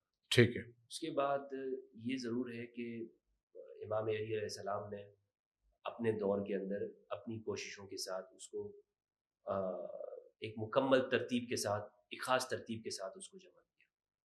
تو یہ جو بعد میں جو واقعات ہیں کہ جناب فلاں جابر القرآن ہے یا فلاں نے کیا ہے، یہ قرآن کی آیت کے مطابق درست نہیں. جو بخاری اور مسلم کے اندر جو آتی روایات کہ قرآن مجید مختلف جگہوں پہ لکھا ہوا تھا، چاہے وہ آپ پتوں کی چھالے لے لیں، درختوں کی چھالے لے لیں، ہڈی لے لیں، قرآن تھا. تو قرآن کو بخاری و مسلم کے مطابق حضرت ابو بکر صدیق کے دور میں جمع کیا گیا اور ڈیوٹی زید بن ثابت کی لگائی گئی. اچھا ایک روایت آتا ہے، اچھا ایک روایت ہے کہ مولا علی علیہ السلام کا قول ہے کہ قرآن کو جمع کرنے والے سب سے پہلے حضرت ابو بکر صدیق ہیں. اہل سنت کی روایت ہے اور صحیح روایت ہے. دیکھیں نہیں، صحیح روایت یہ نہیں ہے. صحیح روایت تو یہ ہے کہ قرآن آیت ہے قرآن مجید کی کہ ہم اس کو، ہمارے اوپر اس کی ذمہ داری ہے، ہم اس کو جمع کریں. اللہ نے جمع کر کے رسول کو دیا ہے. اب یہ مثال کے طور پر یہ آپ نے کہا نا کہ پتوں پر لکھا ہوا تھا، چمڑے پر لکھا ہوا تھا. میں یہاں پہ قرآن پڑھتا ہوں. جی جی میں ادھر قرآن پڑھتا ہوں. یہ سورہ احزاب کی 33 کی 36 نمبر آیت ہے، وَمَا كَانَ لِمُؤْمِنٍ وَلَا مُؤْمِنَةٍ. میں یہ کیا میٹیریل ہے جس کے اوپر میں پڑھ رہا ہوں؟ یہ کاغذ ہے؟ نہیں. چمڑا ہے؟ پلاسٹک ہے. نہیں، جس میں پڑھ رہا ہوں روشنی ہے. روشنی ہے، ورچوئل ہے یہ. ٹھیک ہے، ہاں بالکل صحیح. ٹھیک ہے. آج سے 1000 سال بعد کچھ لوگ آتے ہیں، دنیا تباہ ہو گئی اور ہم پھر سے واپس زمانے میں پلٹ پڑے. وہ 2024 کے لوگوں کے بارے میں یہ تجزیہ کر کے بیٹھ جائے کہ 2024 میں لوگ شیشے پہ قرآن پڑھا کرتے ہیں، روشنی کا قرآن پڑھا کرتے ہیں. صحیح ہوگی بات؟ قرآن روشنیوں پہ لکھا ہوا تھا؟ نہیں. تو اسی طرح ہے بالکل بات کہ اس زمانے میں جو لوگ کہتے ہیں نا کہ چمڑوں کے اوپر تھا، تو وہ چمڑے سے بنے ہوئے جو کتابیں تھیں اس پہ پڑھا. ٹھیک. یا مثال کے طور پر میں کہتا ہوں لکڑی کے اوپر، بورڈ کے اوپر قرآن لکھا ہوا ہے. جی جی. تو آپ کہیں گے کہ جناب یہ لکڑی کے اوپر قرآن لکھا گیا. لکڑی پر نہیں، بورڈ کے اوپر لکھا گیا. ٹھیک ہے. تو اسی طرح اس زمانے میں قرآن مجید کو چمڑے سے بنی ہوئی جو کتابیں تھیں، یا چمڑے سے بنے ہوئی جو چیزیں تھیں، یا کھجور کی چھال سے بنی ہوئی جی جی جی مٹیریل ہوگا اس زمانے کے اندر، اس کے اوپر انہوں نے قرآن مجید کو لکھا ہوا تھا. ٹھیک تو یہ ایک بالکل اس طرح ہے کہ جناب وہ ضائع ہو گیا، کسی سے ادھر نکل گیا، کوئی بکری والا جو قصہ بنا دیا. ہاں جی جی. یہ سارا اسی چیز کے اندر. بھائی بکری تو تبھی کھائے گی نا کہ جب وہ چھال کے اوپر لکھا ہو. بالکل صحیح. صحیح ہے نا؟ ٹھیک ہے. تو یہ تو قرآن کی نصوص کو مشکوک کرنے والی بات. ٹھیک ہے. قرآن کی نص اسی طرح سے اس کو جمع اللہ کے رسول نے کیا، امام علی علیہ السلام نے کیا، کیونکہ رسول کے جو کاتب وحی ہے وہ امام علی علیہ السلام. بالکل صحیح. کاتب وحی امام علی علیہ السلام. بالکل صحیح. ٹھیک ہے. اچھا آپ نے کہا کہ قرآن مجید کو مولا علی علیہ السلام نے جمع کیا، تو پھر مجھے یہ بتائیں کہ آج اہل سنت والجماعت اور اہل تشیعوں کے پاس جو قرآن موجود ہے اس قرآن کو مصحف عثمانی کہتے ہیں. تو مولا علی مصحف علی تو ہے ہی نہیں موجود. وہ لغت قریش کی بات ہے. وہ تو ہے ہی نہیں. وہ لغت قریش ہے. مصحف علی تو موجود ہی نہیں ہے نا. نہیں، یہ مصحف علی یہی ہے جو مصحف عثمانی ہے. یہی مصحف رسول ہے، یہی مصحف خدا ہے، یہی قرآن ہے، یہی اس کو آپ یوں کہ مصحف عثمانی جس کو کہتے ہیں. مصحف عثمان رضی اللہ تعالیٰ عنہ کا مطلب یہ ہے کہ حضرت عثمان نے لغت قریش پہ اس کو جمع کیا. ٹھیک ہے. بہت ساری لغات کے اندر تھا، اور ان کا فیصلہ بالکل صحیح تھا. ان کا فیصلہ. اور جو قرآن کو اور جو قرآن کے جو بقیہ صحیفوں کو جلوایا تھا وہ بھی صحیح تھا. نہیں، تاکہ جو انہوں نے حکمت کے تحت کیا ہو، یا صحیفوں کو، قرآن کی صحیفوں کو تو نہیں جلایا تھا. جو قرات میں کیونکہ اختلاف ہو گیا تھا. ہاں، قرآن کی قرات میں اختلاف ہو گیا تھا. اور یہ بات انہیں حذیفہ ابن یمان نے بتائی تھی جب وہ آرمینیا کی اس میں گئے تھے. یہ پوری روایت موجود ہے بخاری کا. بالکل. مذاہب کو، اور اسی لیے تو عثمان رضی اللہ تعالیٰ پر جو شورش کرنے والے ہیں ان کا بڑا اعتراض بھی یہ تھا کہ انہوں نے ایک یہ کام کیا ہے، اور دوسرا یہ کہ انہوں نے جو بنو امیہ کے لوگ ہیں ان کو گورنر وغیرہ. جی جی جی. یہ اعتراض تھا. تو بہرحال قرآن کا جامع جو ہے وہ خود اللہ رب العزت نے اس کو جمع کیا. ٹھیک ہے. نہیں تو آپ زید ابن ثابت رضی اللہ تعالیٰ کی ایفرٹ، یہ جو دیگر اصحاب تھے ان کی ایفرٹس، میں اس موضوع کے اوپر آؤں گا نا کہ جب میں قرآن میں یہ آیت نہیں پاؤں گا. جب قرآن کی آیت ہے تو مجھے روایات کی پر جانے کی ضرورت نہیں. قرآن کو تو کتابی شکل میں حضرت عثمان کے دور میں کیا نا. حضرت عثمان نے تو اس کو قریش کی لغت کے اوپر کیا. ہاں، یعنی اس کے اندر جو پہلے، اور یہ بات صحیح بھی ہے کیونکہ قریش کی زبان میں نازل ہوا ہے. نازل قریش کی زبان میں بالکل صحیح ہے. اس میں کوئی ایسی کوئی قباحت، کوئی غلط بات نہیں ہے. اور مسلمانوں کو بہت بڑے فتنے سے بچایا حضرت عثمان نے. بالکل بالکل یہ چیز ہے حضرت عثمان کی کاوش. بالکل ہے. بالکل. اچھا دوسری چیز یہ کہ سنن البیہقی میں ایک روایت ہے جو میں نے پڑھی ہے کہ حضرت علی رضی اللہ تعالیٰ نے فرمایا تھا کہ اگر جو عثمان نے اقدام کیا ہے، اگر میرے دور میں بھی قرآن اسی طرح میں کتابی شکل میں ایک جگہ جمع کرتا قریش کی عربی لغت کے اندر، تو میں بھی جو دیگر مصائف ہیں جس کی ایسے اختلاف پیدا ہو رہا ہے میں جلا دیتا. ایسا تو عثمان نے جلائے. یہ روایت بحقی میں موجود ہے اور امام بحقی یہ روایت لائے. میں اس روایت کو درست نہیں مانتا ہوں. اچھا یہ روایت میں آپ کو دکھا بھی دوں گا ریفرنس کے طور پہ, آپ چیک کر لیجیے گا. موجود ہوگی. اولا تو اس کی ضرورت نہیں ہے. امام بحقی لائے. امام علی علیہ السلام وہ مصاحف کو اس طرح کا نہیں, امام علی علیہ السلام کا تو اکتفا ہے. میں تصور بھی نہیں کر سکتا کہ امام یہ باتیں کریں گے یا امام کی طرف نہیں, سے بات منسوخ, یہ کسی نے منسوخ کر دی ہوگی امام کی جانب اس طرح سے. امام علی علیہ السلام وہ قرآن مجید کے ساتھ ساتھ ہیں, وہ قرآن سے جدا نہیں ہیں, وہ اہل بیت میں سے ہیں. وہ اس طرح کی بات کرنا, امام علی علیہ السلام کی بہت ساری چیزیں اضافہ کی گئی ہیں امام کی جانب منسوخ کی گئی ہیں جس کا حقیقت کے ساتھ کوئی تعلق نہیں ہے. قرآن مجید خود کہتا ہے کہ ہم اس کو جمع کرنے والے, بات ختم ہو گئی. ہاں اب ہم صرف تاریخ کی روایات کو دیکھ کر ہم اتنا کہہ سکتے ہیں کہ اس میں ہم کسی کے جو کارنامے ہیں اس کو قبول کر لیں گے, لیکن جو قرآن کے حوالے سے جو شبہات پیدا کرتی ہیں, ڈاؤٹس ہیں, میں قرآن کے مقابلے میں کسی کتاب کو نہیں مانتا. اچھا جو قرآن کے مقابلے میں قرآن کو مشکوک ثابت کرنے کی کوشش کی جا رہی ہو یا قرآن مجید کی کسی آیت کو یہاں سے نکالنے کی کوشش کی جا رہی ہو, وہ کوئی قبول نہیں ہے, چاہے کسی بھی زمانے کی. ٹھیک ہے. اچھا تو اس کا مطلب یہ ہوا کہ آپ قرآن کی جامعیت کے قائل ہیں, اور جو لوگ یا جو اسکالرز تحریف قرآن کے قائل ہیں. تحریف قرآن کفر ہے بھائی, کفر ہے, اس سے بڑا کفر کوئی ہے نہیں. تحریف قرآن کفریہ عقیدہ ہے کہ قرآن محرف ہے, قرآن کے اندر ادنا درجے کی بھی قرآن کے اندر تحریف ماننا کفر ہے, اسلام سے خارج ہوتا ہے. ایک روایت ملتی ہے نا, بڑی مشہور و معروف تفسیر ہے, تفسیر در منصور. بھائی کوئی بھی کتاب ہو, اس کے اندر لکھا ہے کہ آیت میں حضرت علی کا نام تھا. نہیں جنید بھائی, قرآن کی آیت کے حضرت علی کا نام تھا. قرآن کی آیت کے مقابلے میں کوئی اللہ یاری صاحب تو پیش کرتے ہیں وہ تو کہتے ہیں تحریف قرآن ہوا ہے, نقصان قرآن ہوا ہے, صحیح پیش کرتے ہیں. وہ تو کہتے ہیں قرآن کی آیت کے مقابلے میں کسی بات کا اعتبار ہے. وہ کہتے ہیں یہ جو آپ جمع قرآنہ کہہ رہے ہیں, یہ تو ذکر کا ہے, اس سے مراد ذکر ہے. میں نہیں سمجھتا کہ یہ آپ تحریف قرآن کے قائل نہیں ہیں, آپ قرآن کو جامع مانتے ہیں.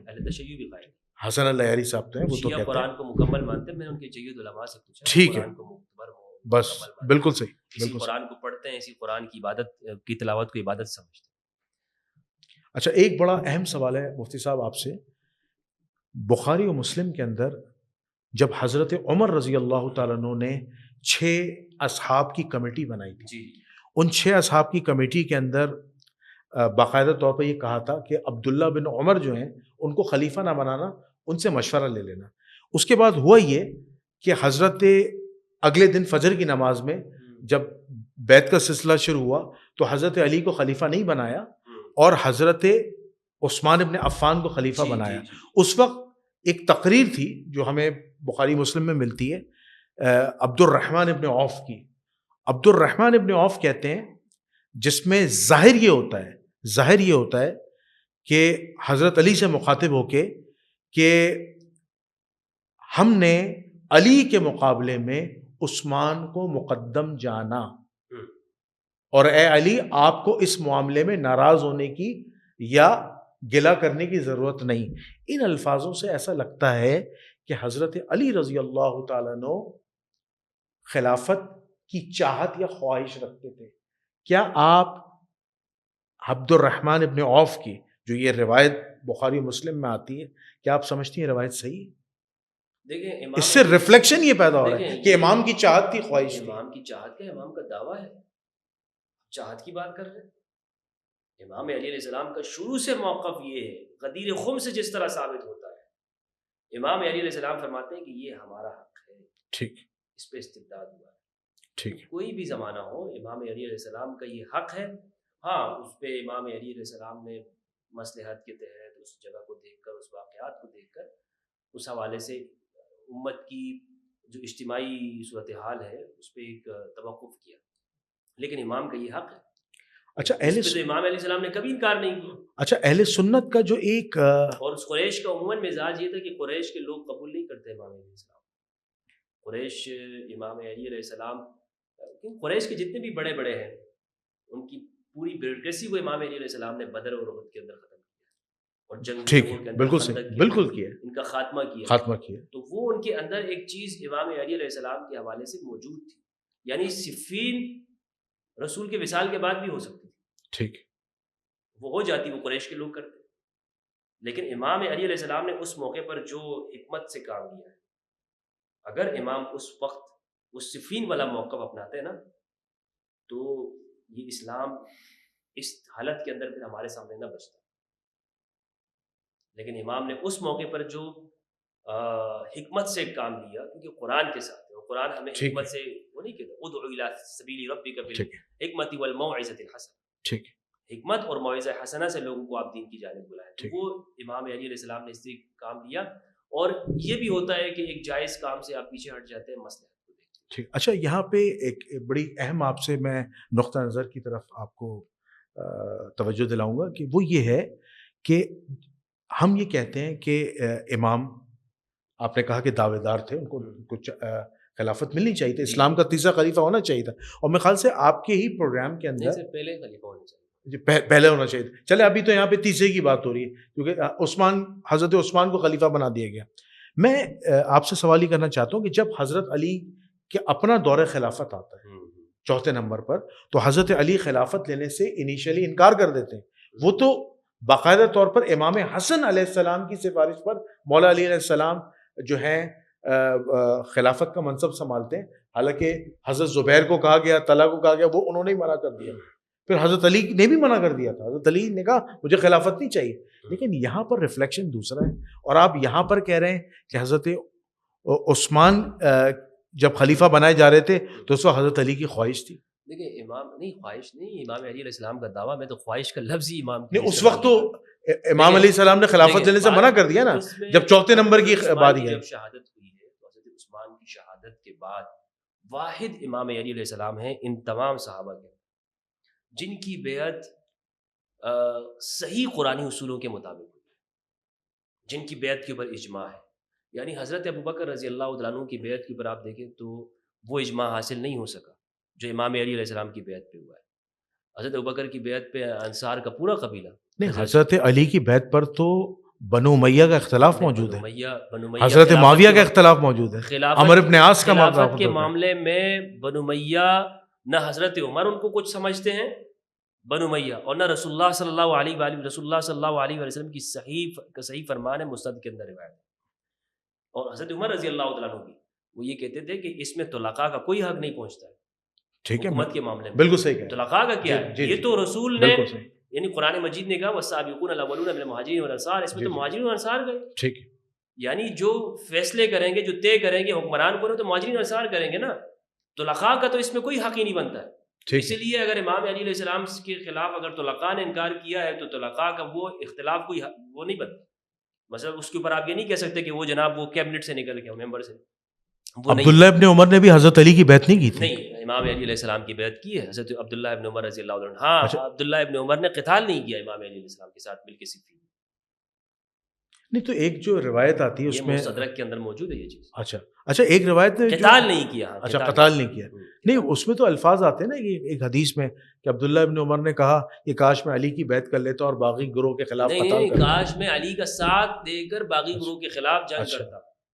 اچھا، وہ یہ لفظ ہے. خدا کی قسم مجھے اتنا کوئی افسوس نہیں ہے سوائے اس بات کے کہ میں باغی گروہ کے خلاف علی کے ساتھ مل کر اس کے خلاف ان کی جنگ کرتا. یہ الاستیاب ابن عبد البر رحمہ اللہ نے اس کو لکھا ہے، اور یہ صحیح بات ہے. عبداللہ ابن عمر رضی اللہ عنہ کی حالات زندگی میں لکھا ہوا ہے. عبداللہ ابن عمر نے بیعت کر لی تھی لیکن ان کے ساتھ مل کر جنگ نہیں کی، یہ بات. اچھا ٹھیک ہے، لیکن یہ ہے کہ حضرت عمر ابن عاص اور مغیرہ بن شعبہ، امیر معاویہ اور دیگر جو اصحاب تھے، جس میں خاص طور پر جو قاتل عمار ہیں حضرت ابو الغودیہ، یہ اور ایسے کئی اصحاب تھے جنہوں نے حضرت علی کی بیعت نہیں کی تھی. یعنی جو صفین گروپ جو تھا. انصار مہاجرین کی بات. جی کیا ابو الغادیہ الجرانی انصار مہاجرین میں سے؟ وہ تو ہے نا، اصحاب شجرہ میں سے. جی، 1400 اصحاب میں سے. مغیرہ بن شعبہ مہاجرین انصار میں سے کہا ہے. مہاجرین انصار کا لیکن صلح حدیبیہ میں موجود تھے. مہاجرین انصار کا مطلب یہ ہوتا ہے کہ سابقون الاولون میں سے. ٹھیک.